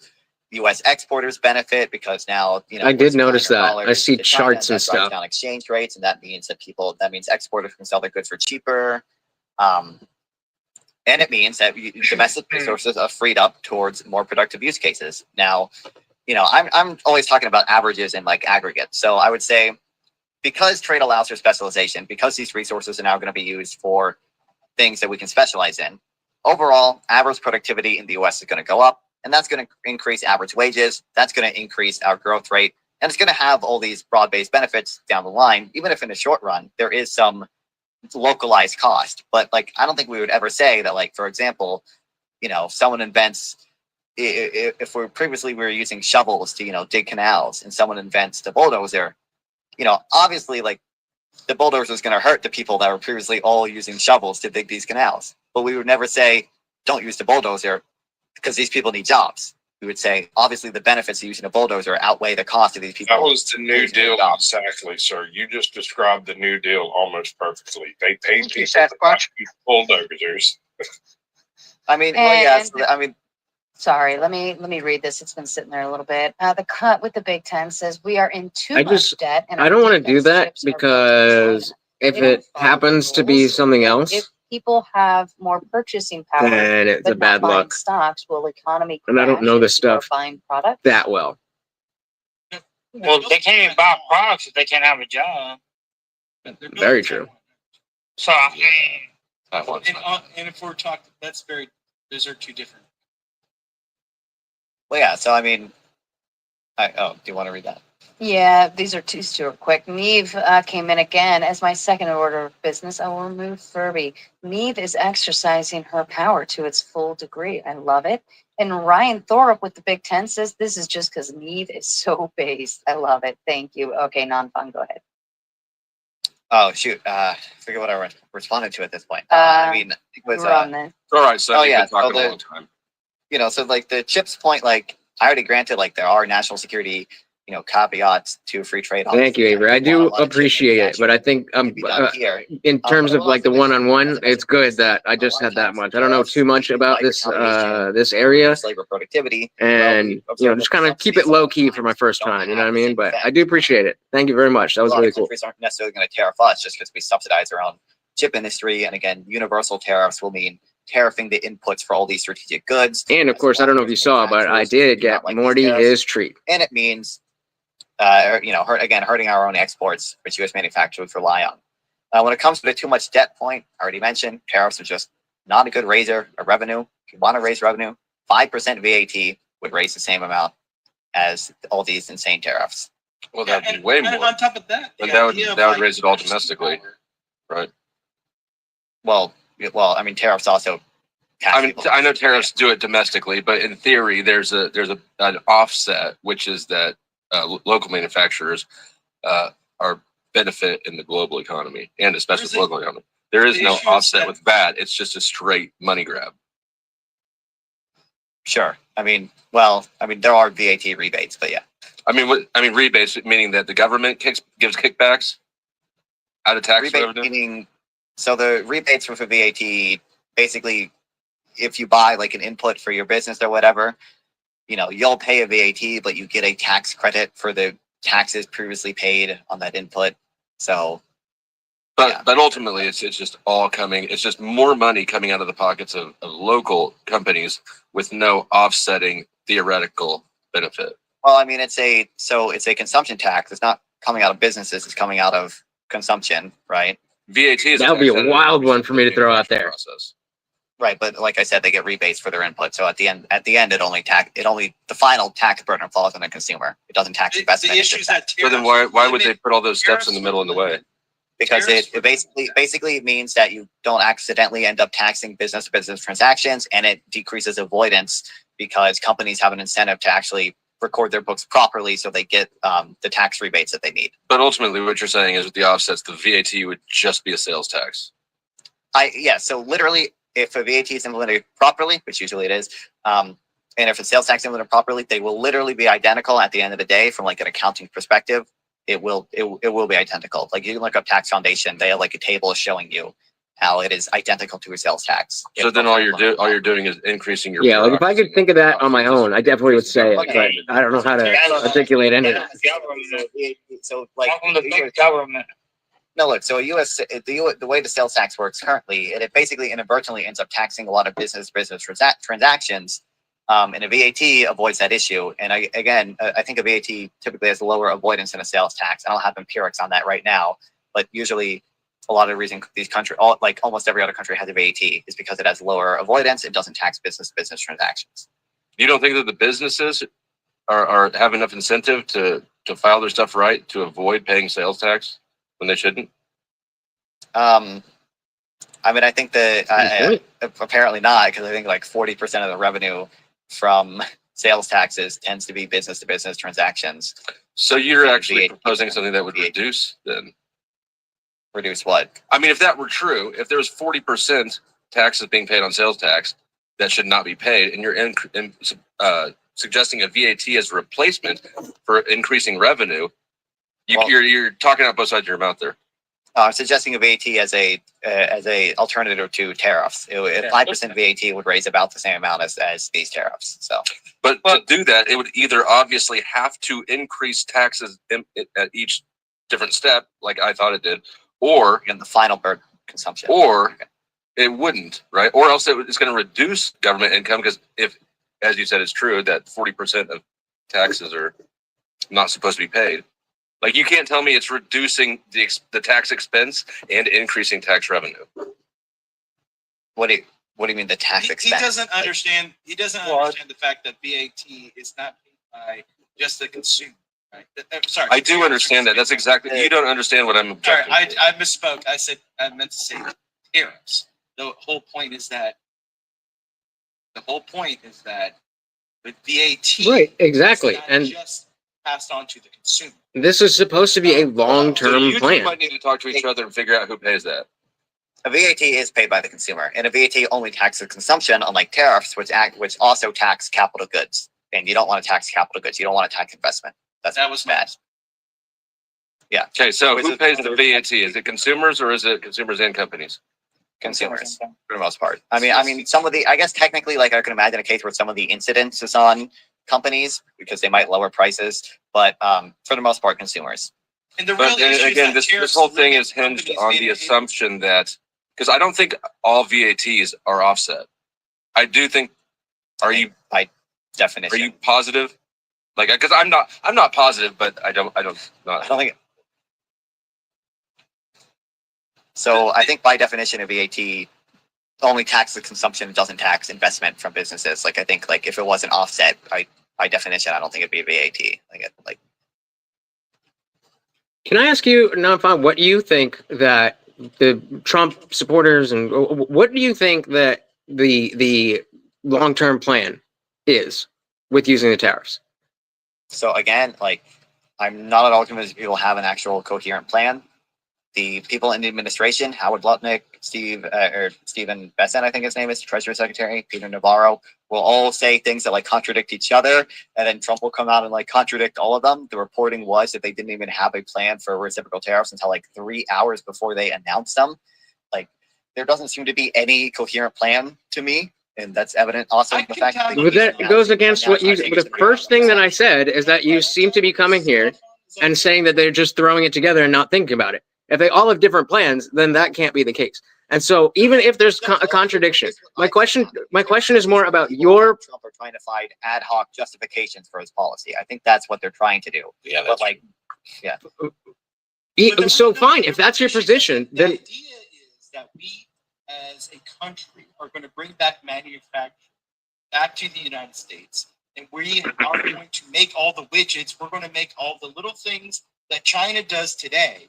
And the idea is that instead of us having small businesses or Walmart going out to China to find those things, the United States is going to bring them in and bring it back to like the 1950s ideal, that this great lie that in Detroit, there was a guy that was able to work a factory job and live off a pension, live off of a union job, be in a safe work environment, and raise 3 kids, buy a house, and his wife was working at home cooking the family dinner.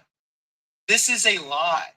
And the problem is that Trump's policy when it comes to the economy comes from the idea that back in the 1980s and 90s when we tackled Japan and trying to tariff Japan to get away from the fact that they were taking away so many manufacturing jobs, Mitsubishi, all the ones that talking about Panasonic, all the Fuji films, all the great car companies. And the idea is that instead, Trump, instead of what we did, which was bring those car companies like Toyota to the United States, and we made trade deals so that they had to manufacture here in the United States as well. Instead, Trump is doing like bullying like a fucking idiot, retard ass motherfucker. And he's saying, no, you have to do exactly what I say. We have a trade deficit because we spend so much. You guys buy everything from us. Of course they do, because we are experts in the world stage, a final manufacturing process. And the problem is, I don't want to be Cambodia. I don't want to be the t-shirt guy. I don't want to be Bangladesh. I'm sorry. We opened up world capitalism. We opened up world trade. And the idea that we are placing all these tariffs is a stupid idea. But I understand why. The sentiment is that we want to bring back manufacturing because all these jobs are just going to bring about world economy and world peace for the United States. I understand why Trump believes that these things are going to happen. But tariffs is the stupidest way to do it. The reason is because small businesses are not prepared for this. When they buy their when they buy their manufacturing businesses, they have to be able to give them just a stage here. All right. Well, I just wanted to point out a really clear thought process here. It's my turn and I'll take all the time I want is on your shirt, and you literally are doing that.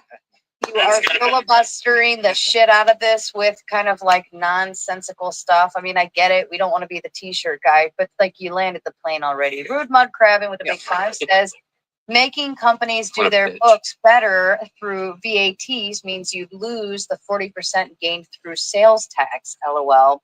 And while I'm in the little process, very cute, Sarah. I really do appreciate that. Sasquatch, did you want to make your exit, my love?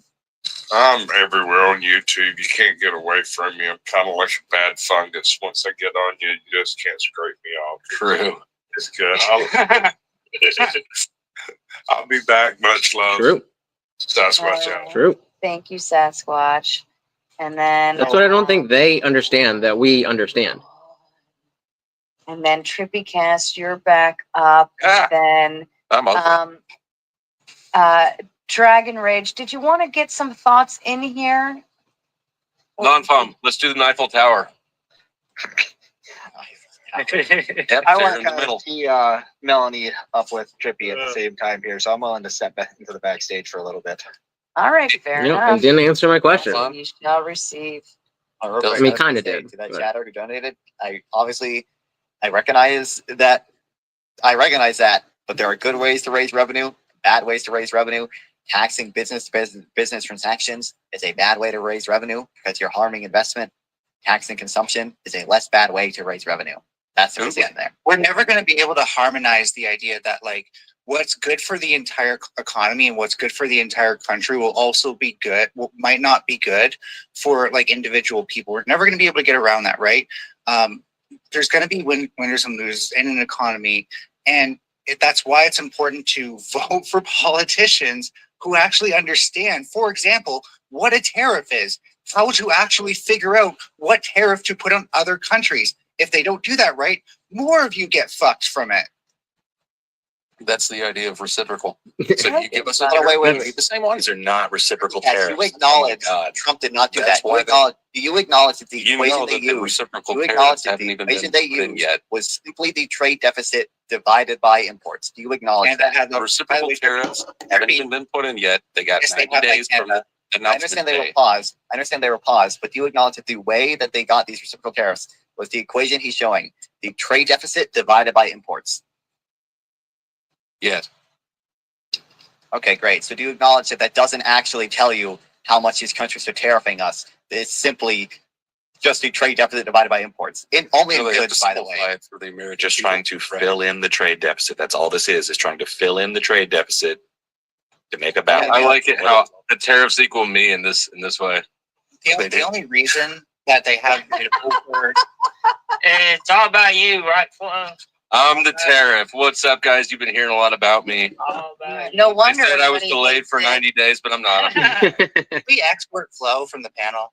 Yes. Okay. So the only reason, by the way, they have that M on the bottom part is because that keeps it below 1. That's the only reason they do that. Otherwise, you can actually also just say XI minus MI. Yeah, I mean they also had the minimum. They're confusing these people's brains. Don't do that. So to me, the funniest thing about this equation is that in putting the bottom Greek letter phi, which is defined as the pass through, they've defined the amount of inflation that's going to happen from this, because the pass through for them is 0.25. So they think a quarter of every dollar in tariff is going to pass through to the consumer. If by their own admission their average tariff is 41%, they're saying that all imports on average are going to raise 10.5%. By their own equation. By their own fucking equation. They cited that too. They cited that they used. Cut comes in with a big 5, says non-fun. Appreciate you actually answering. Hard to go back and forth in chats. Sarah, you're a beast, night peeps. That was a very nice compliment to you, non-fun. It's very sweet. And these are the compliments I like when JD63 comes in with a big 100 just to say, thank you, Sarah. Very entertaining. And you're most welcome, JD. JD was over here earlier in my chat, also dropping some love in the super chats, but then also obtained a membership, and then also went over and gave a nice compliment to Team Fatty as well, because Fatty cried that JD wasn't given enough. So JD put his money where his mouth is and Fatty. Where do I find these people? So I noticed non-fun keeps bringing up VATs. Who's paying for the VATs? Since you say it'll supplement the tariffs, just the consumers. So you're going to want to put all those billions of dollars on the U.S. people. But when we do that with tariffs, you're fine with it? That way, So my position was that a VAT would be preferable to a tariff. It would raise about basically the same amount of revenue and have less distortionary effects. Now, technically, like, I have my own like very wonky like ideal tax policy things, but you know, if you want to raise taxes, there are good ways to do it and bad ways to do it. A VAT is a better way to raise taxes and raise revenue than a tariff is. And this is why I said earlier, like the consumer, and it still doesn't exactly supplement any kind of thing that we'd be bringing in with tariffs, because we got to bring in money from those other countries to stabilize our shit, right? The only way that the only way we give other countries money. Yeah, really quick. The only way that we can ever put like extra costs to businesses and stuff like that and not have the consumer reflect that is in a planned economy. We're not in a planned economy. We're in capitalism. So we give that to private individuals. If you want to complain with you having to pay for tariffs stuff like that, bring it up with the companies who won't absorb those costs.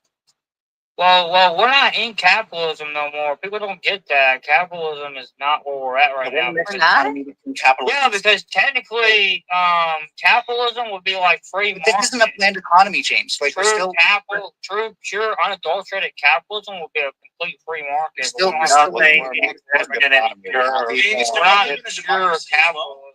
Nothing exists. Capitalism. Rude Mudcrab with the big 5 says nothing about these are reciprocal. USA and Australia had a free trade agreement for 20 plus years. That's the craziest thing about these things. The craziest thing about these things is even in their KFC, you fucking savage. Trade deficit, the places we have surpluses with, they still put a 10% tariff on them. So it's not even about what they say it's about. Tariffs on places that. So to go back to what's his name was saying with the shirt, to go off of that, you guys are missing the entire point. The entire point of all of this is just to say you're raising a lot of money and then to gut out a bunch of other parts of the government to say you're making savings so they can pass that enormous freaking $4.5 trillion tax cut bill that's already passed the House. That's what this is all about. Let's call them American Sargon of has triggered so many people. Your name's not up right now, so I just couldn't see it. I know. I just think it's funny. But to me, that's what this is all about. This is all about this enormous tax Look what happened with Israel. right? Look what happened with Israel. What did they do? Forgive our debt and take away all the tariffs? Well, Right. Israel took away their tariffs and they still got tariffed in return. Yeah, Why did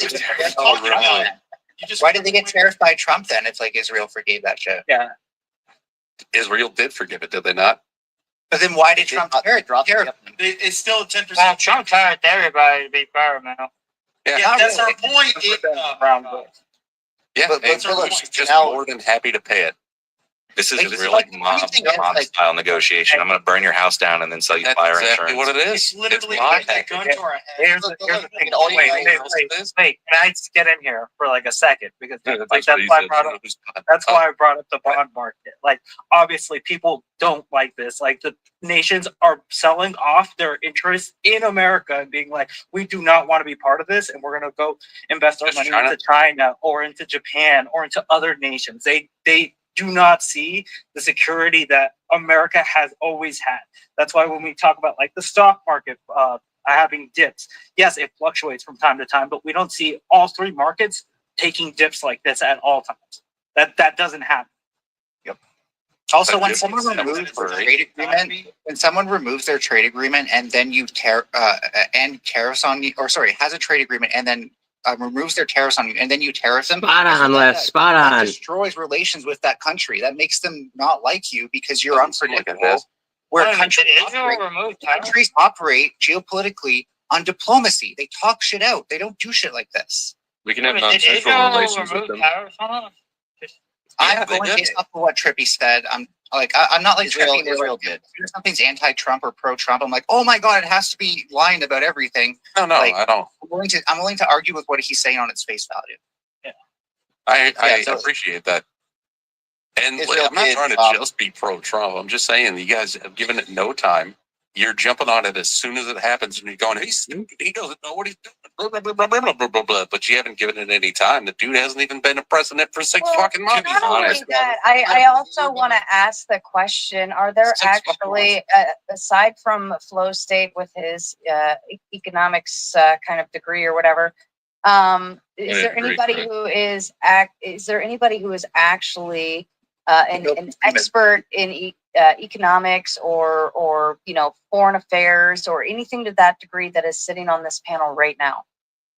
No, but Milton Friedman has literally said that, and Milton Friedman's not elected. So we are all just like this is a bad idea. We're all just like the Monday morning quarterbacks and so on and so forth, sitting on the couch talking about what should or shouldn't, and so on and blah blah blah. So I just want to point that out to you that we can sit here and jibber jabber on what we think shouldn't happen, what's wrong, what's right, blah blah blah. But we're not the experts. So Ultimately, I'm the boss. It sounds like you're saying. No, but Hell yeah. ultimately, if you're not in that room and you haven't spoken to the actual experts and looked at the advice, I don't know what the fuck to say. None of this means we can't have a valid opinion. That's bullshit. I'm having a hard time following all this. What I'm saying is that you need to Only be one side mindful.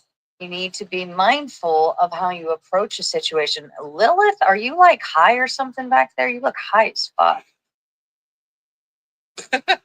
Yeah, if you want to argue, makes sense. if you want to argue, stay in your lane. Like, don't pretend like you know more than you know. I agree with that, but like at the same time, we're here to discuss this. Like, we have to, as I did, I argued with what I knew, and when Trippy said something I couldn't immediately fact check, I just decided to argue on the face of it instead of trying to tear that apart. I mean, look, I agree. Like, I'm not an expert economist or anything, but like, I feel like I've done a decent amount of reading on this specific thing by now, and like, well, you can read all you want. It feels like I have a decent enough understanding to have an opinion on this. And it's like, if you value experts' opinions, I was going to bring up Doge. 90% of fucking the overwhelming majority of economists agree that tariffs are generally harmful, and basically all of them agree that Trump's tariffs specifically are like incredibly harmful because like some economists, that was a political statement there. The economist made a whole bunch of claims. You can about find an economist to say anything you want. They made a bunch of claims. The economists specifically made a bunch of claims about Trump the first time that he was in there. And then when they were proven wrong, everybody who was against Trump went, no, they're still right. And we're at the tail end of like over half a year of arguing what a tariff is and who pays it from a group who can't even like understand the basic definition of that. Like you guys are so bad faith on these arguments that we have no reason to listen to anything you say at this point. Try not to lump me in. Economists have been talking about this but for that's the general like No, it's cool. in the general conversation. Lump them all in effigy. Fuck them all. We don't need no animation domination going on here. Sorry. We do. Cartoon Network in the house. Economists have been talking about this for like 300 years. They've been explaining why tariffs are bad. Like we have so many studies. We have so many studies. We have so many models to explain why tariffs are generally bad. Exactly. Yeah. But I don't know that I think that they're worse argument for anything else. They're like, oh, we need more time when we already have so much evidence. See, like if I knew other economists, then I could say this.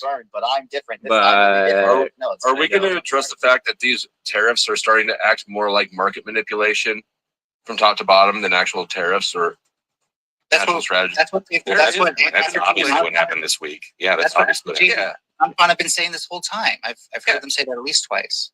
Okay, I haven't listened the whole time. It's funny, but I mean, look, there's studies and there's models about space and globes and and allow it out and dusty up there so it doesn't believe in the moon landing. Are we really in that place now? Oh yeah, the moon landing is no. I was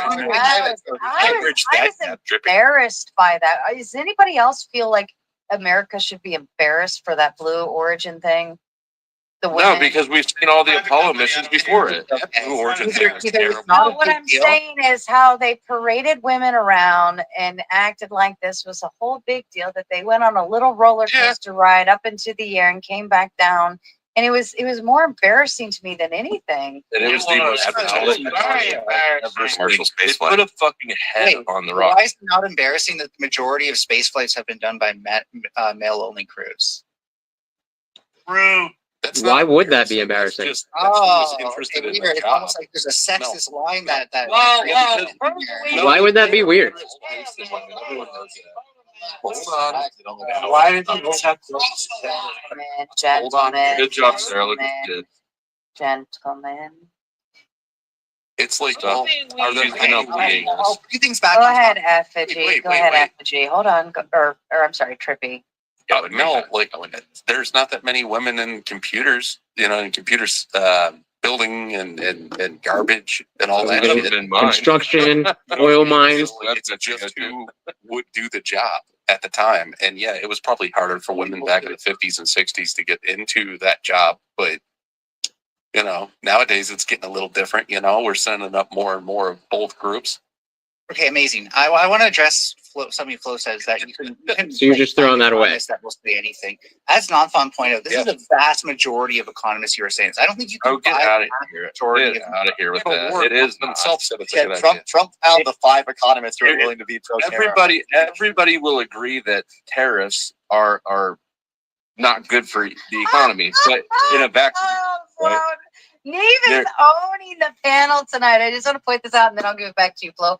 We may not have any woman in space, but Mel is going to be the first Furby in space after that dumb remark. 5 minutes, please. To the back, Furby. And I'll Dragon Rage, if you want to come back up, let me know in the back chat. The badness of tariffs is relative to what it's compared against. Compared against no tariffs, I agree. Compared against a VAT or a universal corporate tax increase, you're going to have way more mixed opinions on that one. Yeah, you are correct. I don't know about a VAT. About corporate income tax, I might agree with you because I think corporate income tax is pretty cringe. But I think you're union, aren't you, non-fun? What do you mean by that? I think workers have the right to be easy question. I don't know what it means to be pro. I support. Fuck, I was going to say something, and then he said the union thing, and I forgot what I was going to say. Specific laws, I would say I support regarding how well unions should be protected. Are you into communism? Are you into the idea of being communist? Non-fun, don't you know that? Random question. Pursuit. I'm not a dick. You can calm down a little bit, man. I'm not trying to just be a dick. Trippy, wait, hold on. I have some questions for you, just real quick. Can you tell me the 4 components of GDP? Right off the bat, no.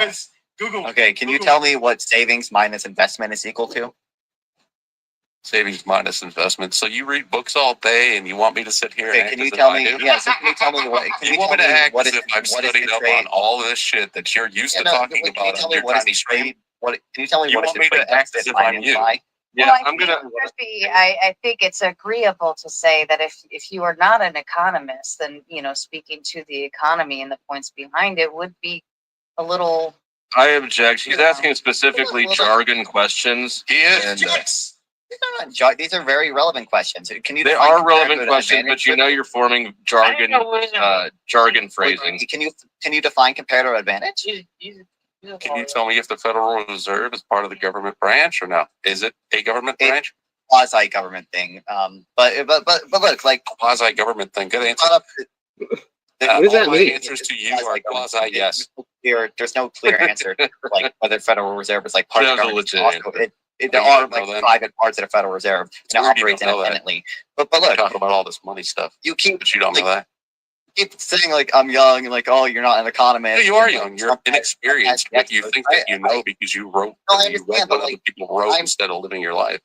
No, but look, what these people wrote about are like these are economists that I'm reading, and like they were all wrong last time, all the way up until the coup, and then all of a sudden they get not all wrong because last time, nobody was especially allowed with to go regards to outside. trade. But look, All right, you're we not. need a I don't know. I don't know how you think or. You agree with Dusty?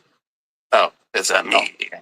It's me. I don't know how you think you're qualified to say like they're all wrong if you can't even define to me like these basic things as well. I don't know. I don't know what I want to do. I don't want to spend too much time on here just saying nothing. Take all the models you want, right? But In obviously, this specific circumstance with all the things that have I changed want to over time, get as much airtime as possible. In the modern day, you I don't know can't what to really do. sit there and say, "Oh yeah, I know exactly how this is going to." Because this is over my head, guys. I told you I'm not an expert. I don't fucking know this shit. I'm going based on what I can. Like last time would have been perfect because that's right up my alley. But this is specifically the stuff. Like I just put out a video saying I think I understand the tariffs, but again, it's all right. I got on so easily. If the U.S. imposes them, We can definitely make this a regular thing. It's absurd to not make when it. you assume. Economists make assumptions. Open a fucking textbook, man. Like, what do you mean? Okay, yeah, that does seem. You should know this. What happened? And I'm pissed because there was right before he said the union thing. I had something to jump in.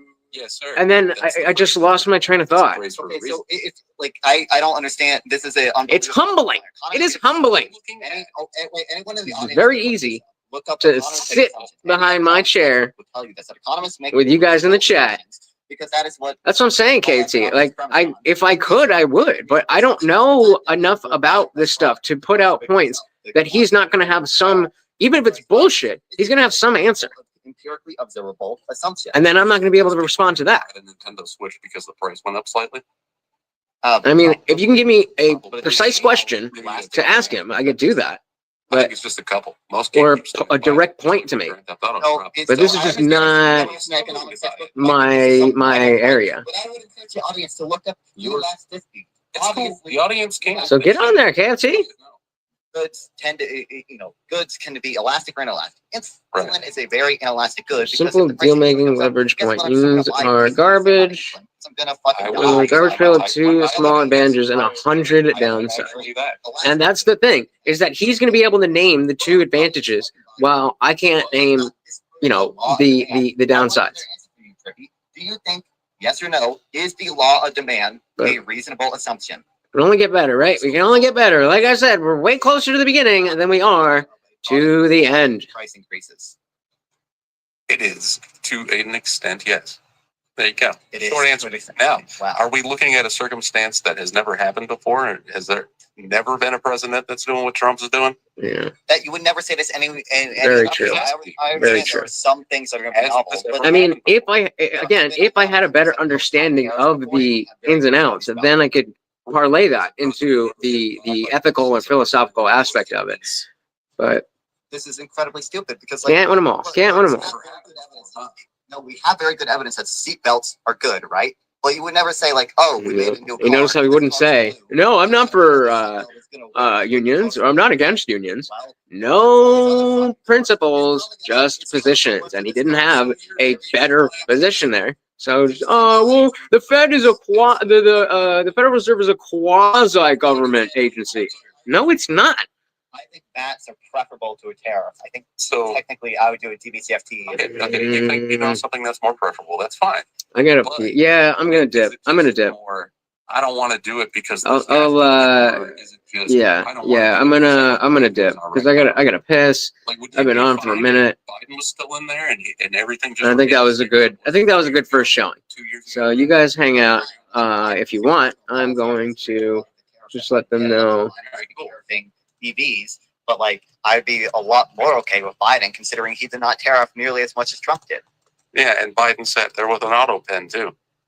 Oh, and just signed everything, and half the shit he didn't even read. Did you hear the Speaker of the House? Did you hear the Speaker of the House have his comment? Yeah, I know Biden dementia. Yep, I'm aware. No. The Speaker of the House, the Speaker of the House, the guy that was still in there when Biden was in there, brought up a situation where he had a very.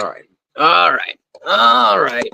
So, we got on. We did what we wanted to do, right?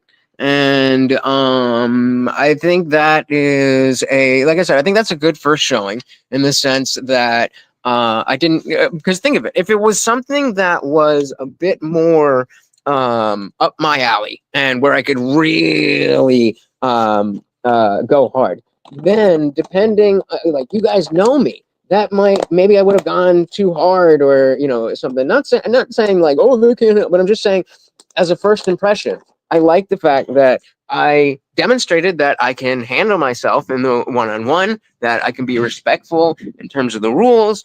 Hold on. Oh yeah. And all that stuff.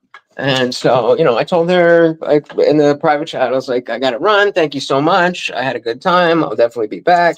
Like I said, since it's not like the chances of this getting less granular and more, I forgot I was online right now. I thought I was in Discord with you guys. But the fact that it's probably going to get more granular and not zoom out. And the farther it gets in when I don't have anything to say, the more it's like, oh, you're just taking up space. And then it's only a matter of time before somebody who's in the back is like, bring up this person. And they're like, let me look around the panel. Who is, who's the least all that kind of stuff. So good first